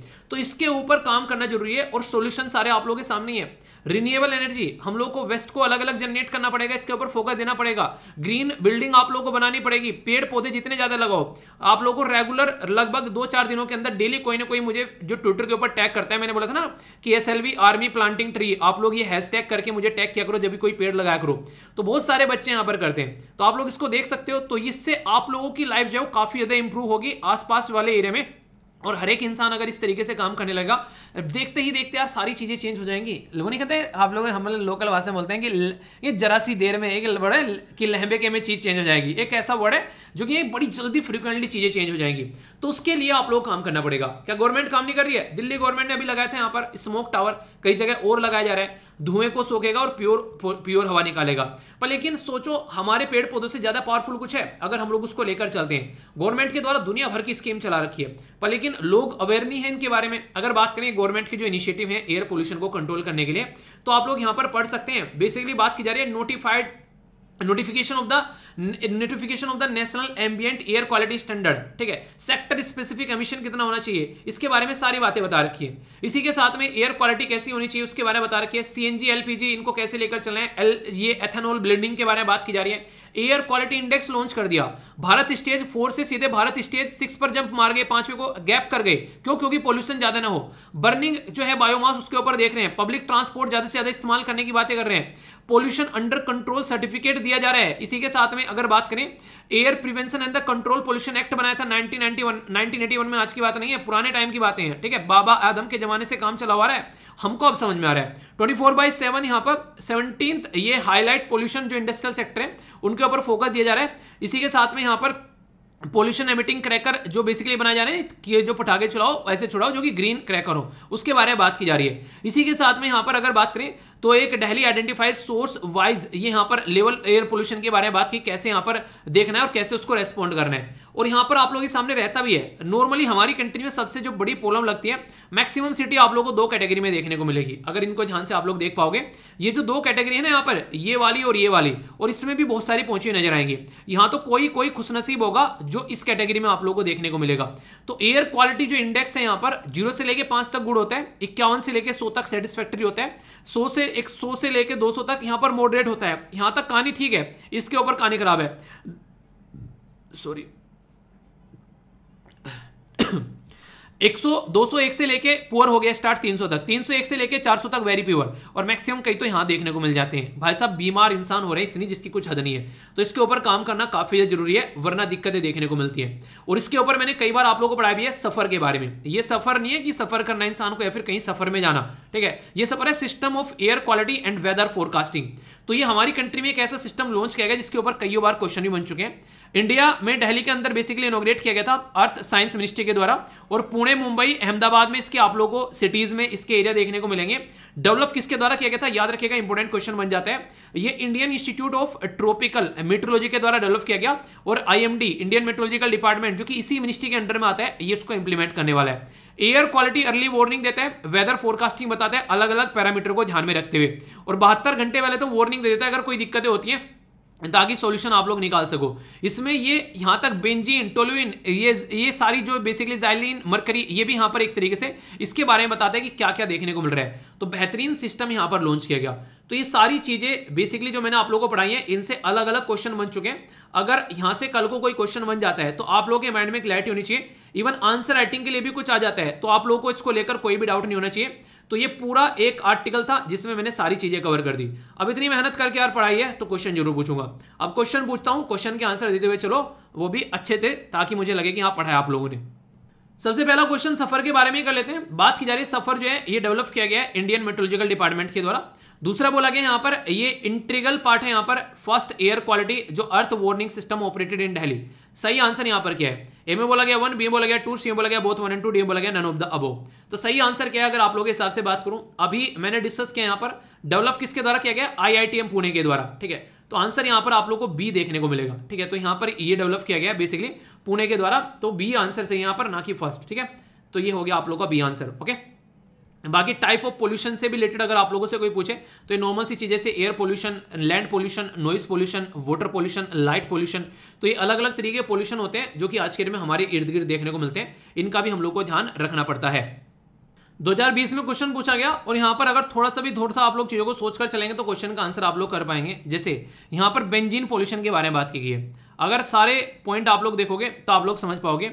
यहां पर बात की जा रही है ऑटोमोबाइल, यानी कि जो भी आप लोग गाड़ी चलाते हैं उसमें से धुआं निकलता है, टबैको स्मोक धुआं निकलता है, वुड बर्निंग धुआं निकलता है, यूजिंग वार्निश वुड फर्नीचर, यानी कि जो वार्निश यूज की जाती है वुड फर्नीचर पर धुआं नहीं निकलता है, using product made of the polythene, ठीक है। तो प्रोडक्ट है इसमें से धुआं नहीं निकल रहा है, ठीक है। अगर वैसे आप लोग चले यहाँ पर तो नॉर्मली जो बेंजीन है यहाँ पर अगर बात करें से वोल्केनो फटते हैं, ठीक है, अर्थक्वेक आते हैं, बेसिकली उस तरीके से ना जब ये सारी चीजें होती है तो वहां से आप लोग काफी ज्यादा पोल्यूशन निकलता हुआ नजर जाता है। तो अगर थोड़ा सा यहाँ पर आप लोग कॉमन पॉइंट लगाओगे कि आप लोग जो बेसिकली नहीं है जो एक तरीके से डिफरेंस क्रिएट करना सीखोगे कि यहाँ पर ये ऑप्शन दे रखे हैं इसमें से डिफरेंट ऑप्शन कौन सा लग रहा है, तो एग्जामिनेशन हॉल में अगर ये ट्रिक आप लोग इस्तेमाल करना सीख गए तो काफी कुछ आप लोगों को यहाँ पर फायदा होता है, इसका नजर आएगा।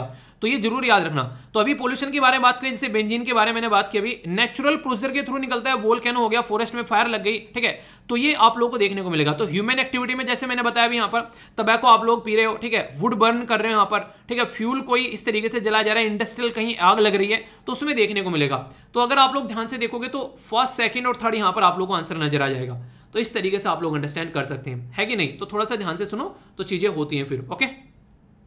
ये काफी इंटरेस्टिंग यहाँ पर सेकेंडरी पोल्यूटेंट के बारे में बात की जा रही है, यानी कि सेकेंडरी पोल्यूटेंट कैसे होती है। सेकेंडरी पोल्यूटेंट वो पोल्यूटेंट होते हैं जो कि ये एक तरीके से जो सेकेंडरी पोल्यूटेंट है वो एटमॉस्फेयर से आप लोगों को देखने को मिलेंगे, ना कि किसी सोर्स से निकलते हैं। जैसे कि आप लोग व्हीकल चला रहे हैं, पावर प्लांट चला रहे हैं, उससे नहीं निकलते हैं, ये डायरेक्टली आप लोगों को यहाँ पर एक तरीके से एटमॉस्फेयर से नजर आएंगे। जैसे कार्बन मोनोऑक्साइड हो गया, सल्फर जो ट्राइऑक्साइड हो गया, इसी के साथ में ओजोन हो गया, ये चीजें आप लोगों को देखने को मिलेगी, ठीक है। तो ये सेकेंडरी पोल्यूशन की कैटेगरी में आप लोग यहाँ पर देखने को मिलते हैं। तो आंसर क्या हो गया यहाँ पर, आंसर हो गया इसका, सॉरी आंसर हो गया यहाँ पर, एक सेकंड, कार्बन मोनोऑक्साइड तो नहीं होगा, यहां पर आंसर हो गया इसका बी। ठीक है, थोड़ा सा यहाँ पर आप लोग देख लीजिए, यहाँ पर बेसिकली प्राइमरी पोल्यूशन कौन से होते हैं, जो कि आप लोग व्हीकल से निकलते हैं, कुछ जलाते हैं उससे निकलते हैं, तो कार्बन मोनोऑक्साइड तो निकलता है उससे। ठीक है, नाइट्रिक ऑक्साइड हो गया, ठीक है, नाइट्रोजन डाइऑक्साइड हो गया, ये सब चीजें।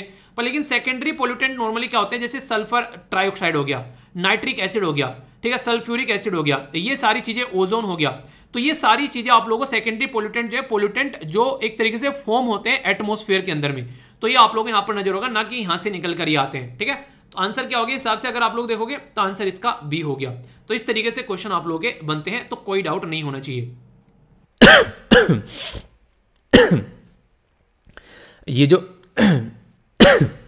ये जो पर्टिकुलर पोर्शन आप लोगों को देखने को मिलेगा, ये है साइंस एंड टेक से रिलेटेड। ठीक है, अभी आप लोगों को पता है इंटरनेशनल स्पेस स्टेशन के बारे में मैंने आप लोगों को कई बार पढ़ा है। देखने में कैसा लगता है, कुछ ऐसा आप लोगों को देखने को मिलेगा। स्पेस के अंदर में ये सबसे बड़ा मैन मेड प्रोडक्ट है। यहाँ पर अगर इंटरनेशनल स्पेस स्टेशन के बारे में बात करें, ये जब बनाया गया था तो बेसिक फोकस ये था कि किस तरीके से मिलकर सब काम करेंगे स्पेस वाले एरिया में। तो यहाँ पर आप लोग देखते हैं, यहाँ पर ग्रेविटी जो है वो बिल्कुल ना के बराबर होती है, और इंसान जो है वो वहाँ पर तैरता रहता है हवा के अंदर में। तो इसके बारे में बात की जा रही है। न्यूज़ में क्यों है, न्यूज़ में इसलिए यहाँ पर तियांगोंग, जो चाइना ने अपना जो यहाँ पर खुद का इंटरनेशनल स्पेस स्टेशन बना जा रहा है, तो उसके वो मॉड्यूल पे मॉड्यूल लॉन्च किए जा रहे हैं। यहाँ पर अभी फाइनल मॉड्यूल इसने लॉन्च कर दिया है, यानी कि इसका ये जो पर्टिकुलर स्पेस स्टेशन है वो यहाँ पर कंप्लीट हो रहा है, ये लो अर्थ ऑर्बिट के अंदर में। कहने का मतलब यहाँ पर ये कि जो एक प्रॉपर इंटरनेशनल स्पेस स्टेशन था, जो कि नासा के द्वारा लीड किया जाता है, और यहाँ पर और भी कई सारी स्पेस एजेंसी देखने को मिलती है, रसिया भी उसका पार्ट है, उसकी ज़िंदगी भी पूरी हो चुकी है। और यहाँ पर रिसेंटली अभी जो यूएसए के द्वारा बैन कर दिया गया था नासा को शेयर करने से डेटा चाइना के साथ में, जिसके चलते चाइना को वहाँ से एक्सक्लूड कर दिया गया।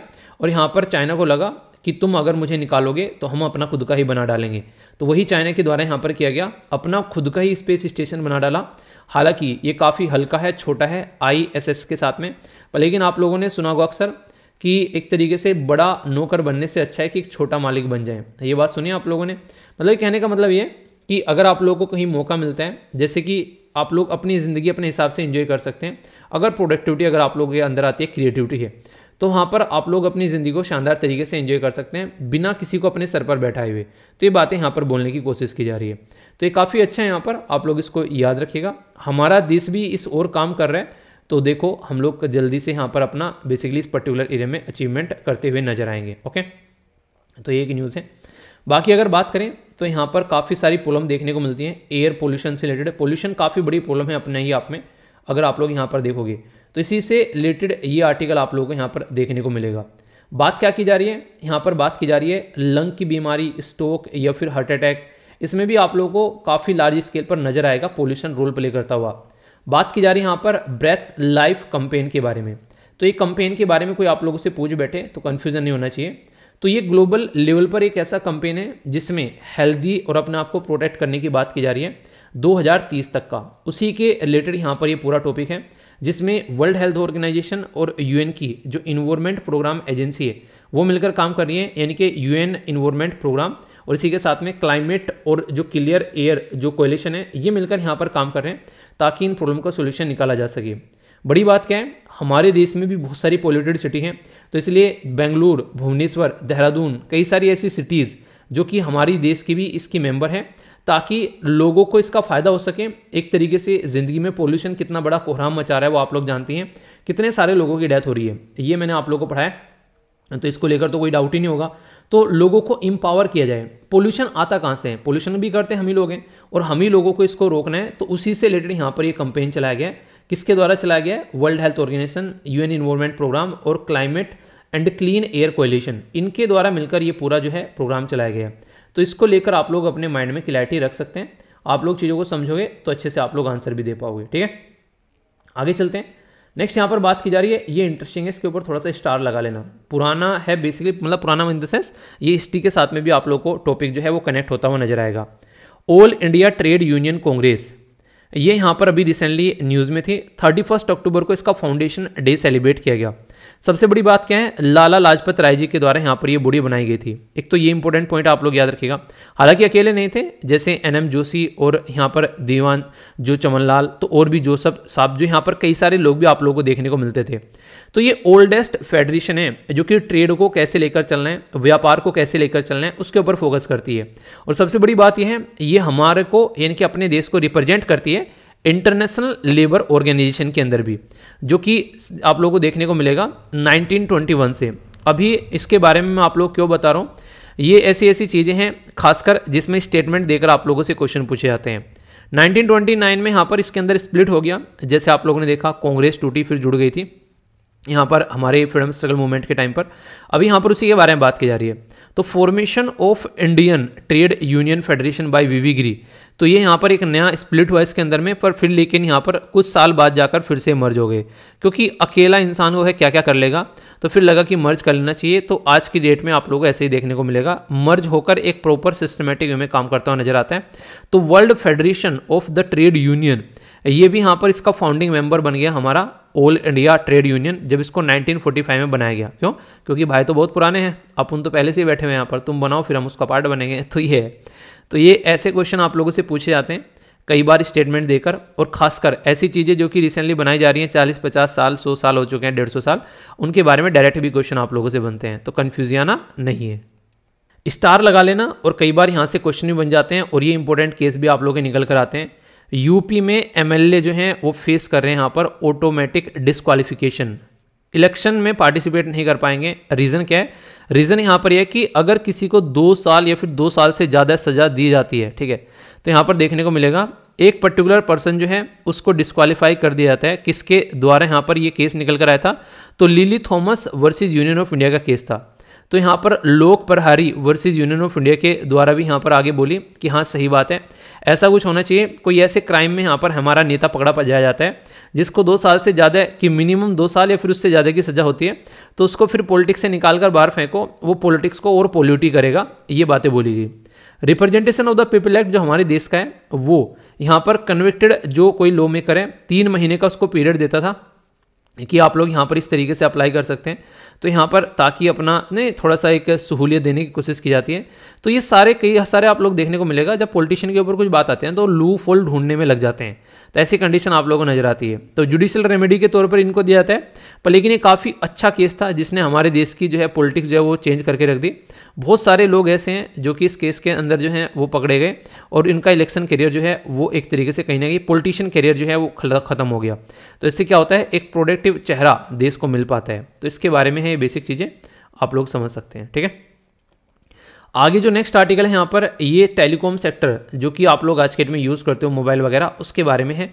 यहाँ पर प्रोडक्ट लिंक इंसेंटिव स्कीम के बारे में बात की जा रही है, और मिनिस्ट्री ऑफ कम्युनिकेशन के द्वारा अप्रूव किया गया कि 42 कंपनी जो है उनको सपोर्ट मिलेगा। पर लेकिन सरकार अगर तुमको सपोर्ट दे रही है तो फ्री में तो देने से रही, तो उसके पीछे कई सारी चीज़ देखने को मिलेगी। तो प्रोडक्ट लिंक इंसेंटिव स्कीम के बारे में अगर मैं आप लोगों को बात करूं, तो एडिशनल इंसेंटिव 1% और अबोव यहाँ पर दिया जाता है उनको जो कि इंडिया के अंदर में मैन्युफैक्चर करेगा। यानी कि एक तो वह है यहाँ पर इन्वेस्टमेंट कर रहा है बस आगे, ठीक है, एक है कि हमारे ही देश के अंदर में मैन्युफैक्चरिंग एक्टिविटी लगा रहा है, तो उसके और अच्छी सपोर्ट यहाँ पर उसको मिलेगी। ये सारी चीज़ें बजट 2022 में जो कि लेटेस्ट बजट आया था उसमें अनाउंस की गई थी। Micro small and medium enterprise MSME या फिर नॉन MSME जो है डोमेस्टिक और ग्लोबल के, उनके लिए भी ये ओपन है कि आओ और मौका लो, उठाओ, एंजॉय करो। पर लेकिन उसके लिए आप लोग देखने को मिलेगा ये कहीं ना कहीं कुछ बेसिक क्राइटेरिया भी रखे हुए हैं, ठीक है, कि क्या क्या चीज़ें होनी चाहिए। थ्रेशोल्ड जो है 10 करोड़ होना चाहिए, ठीक है, MSME के लिए। नॉन MSME के लिए 100 करोड़ होना चाहिए, एक्सक्लूडिंग लैंड और जो एक तरीके से बिल्डिंग कॉस्ट है। ऐसे नहीं कि बड़ी बड़ी बिल्डिंग बना दी और बोले कि वाह हमारा इतना ये हो गया, ठीक है, ऐसा नहीं होना चाहिए। तो कुछ क्राइटेरिया है, वरना सब उसका मिसयूज भी करते हुए फिर नजर आते हैं। तो ये बेसिक इन्फॉर्मेशन है, कंफ्यूजन नहीं होना चाहिए, ओके। DRDO के द्वारा यहाँ पर कंडक्ट किया गया सक्सेसफुली यहाँ पर फेज 2 बैलिस्टिक मिसाइल जो कि उड़ीसा से। तो एक अच्छी बात है, यहाँ पर देश के अंदर में अच्छी अच्छी चीज़ें मिल रही हैं हम लोग को, ताकि दुश्मनों को सबक सिखाया जा सके। इसी के साथ में जोजिला डे, ये जोजिला वॉर मेमोरियल आप लोगों को देखने को मिलेगा नियर द्रास, जो कि इंडियन ट्रूप्स के द्वारा 1948 में ऑपरेशन बिसन चलाया गया था। ये आप लोगों को बताना है किससे रिलेटेड है, इसके बारे में जाकर पढ़िएगा, स्टार लगा लो इसके ऊपर, ठीक है। प्राइम मिनिस्टर मोदी जी के द्वारा यहाँ पर इकोनॉमिकली वीकर सेक्शन फ्लैट यहाँ पर इनोग्रेट किए गए। दिल्ली में, ताकि जो स्लम ड्वेलर यानी कि जो झुग्गी झोपड़ी में रहने वाले लोग हैं उनको यहाँ पर एक सपोर्ट प्रोवाइड कराया जा सके। तो एक पॉजिटिव चीज़ है यहाँ पर, तो इसके बारे में समझ सकते हैं। कैबिनेट के द्वारा यहाँ पर रबी क्रॉप के लिए सब्सिडी दी जा रही है लगभग 51,875 करोड़ रुपए। यहाँ पर किसके लिए, जो आप लोगों को देखिए फर्टिलाइजर जो होते हैं ना, उसमें जो फॉस्फेटिक और जो पोटास वाला होता है काफ़ी इंपॉर्टेंट रोल प्ले करता है, और मैक्सिमम फर्टिलाइजर हम लोग बाहर से खरीद कर लेकर आते हैं। तो कोशिश ये की जा रही है कि अपने ही देश को हम लोग एक तरीके से कुछ ऐसा काम करें ताकि अपने ही देश में अच्छे से हम लोग चीज़ों को प्रोड्यूस कर सकें, दूसरे के ऊपर डिपेंडेंसी कम हो। तो काम है, देखो कब तक चीज़ें अचीव कर पाते हैं। और कैबिनेट जो इसके द्वारा अप्रूव किया गया एथेनॉल जो होता है वो देखिए बहुत ही इंपॉर्टेंट एक पोर्शन बन चुका है आज के डेट में हमारी कंट्री में, खासकर जो पेट्रोलियम इंडस्ट्री के अंदर में।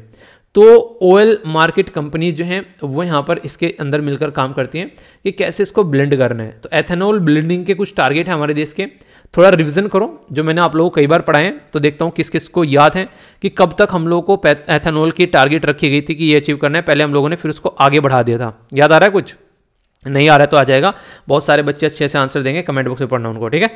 Ministry of chemical and fertiliser जो कि डॉक्टर मनसुख मांडविया जी के अंडर में है, ये 12th एडिशन इंडिया कैम 2022 का देखने को मिला। विजन 2030 यहाँ पर केमिकल एंड जो यहाँ पर basically chemicals and petrochemicals built, एक तरीके से बुल्ड इंडिया, ठीक है।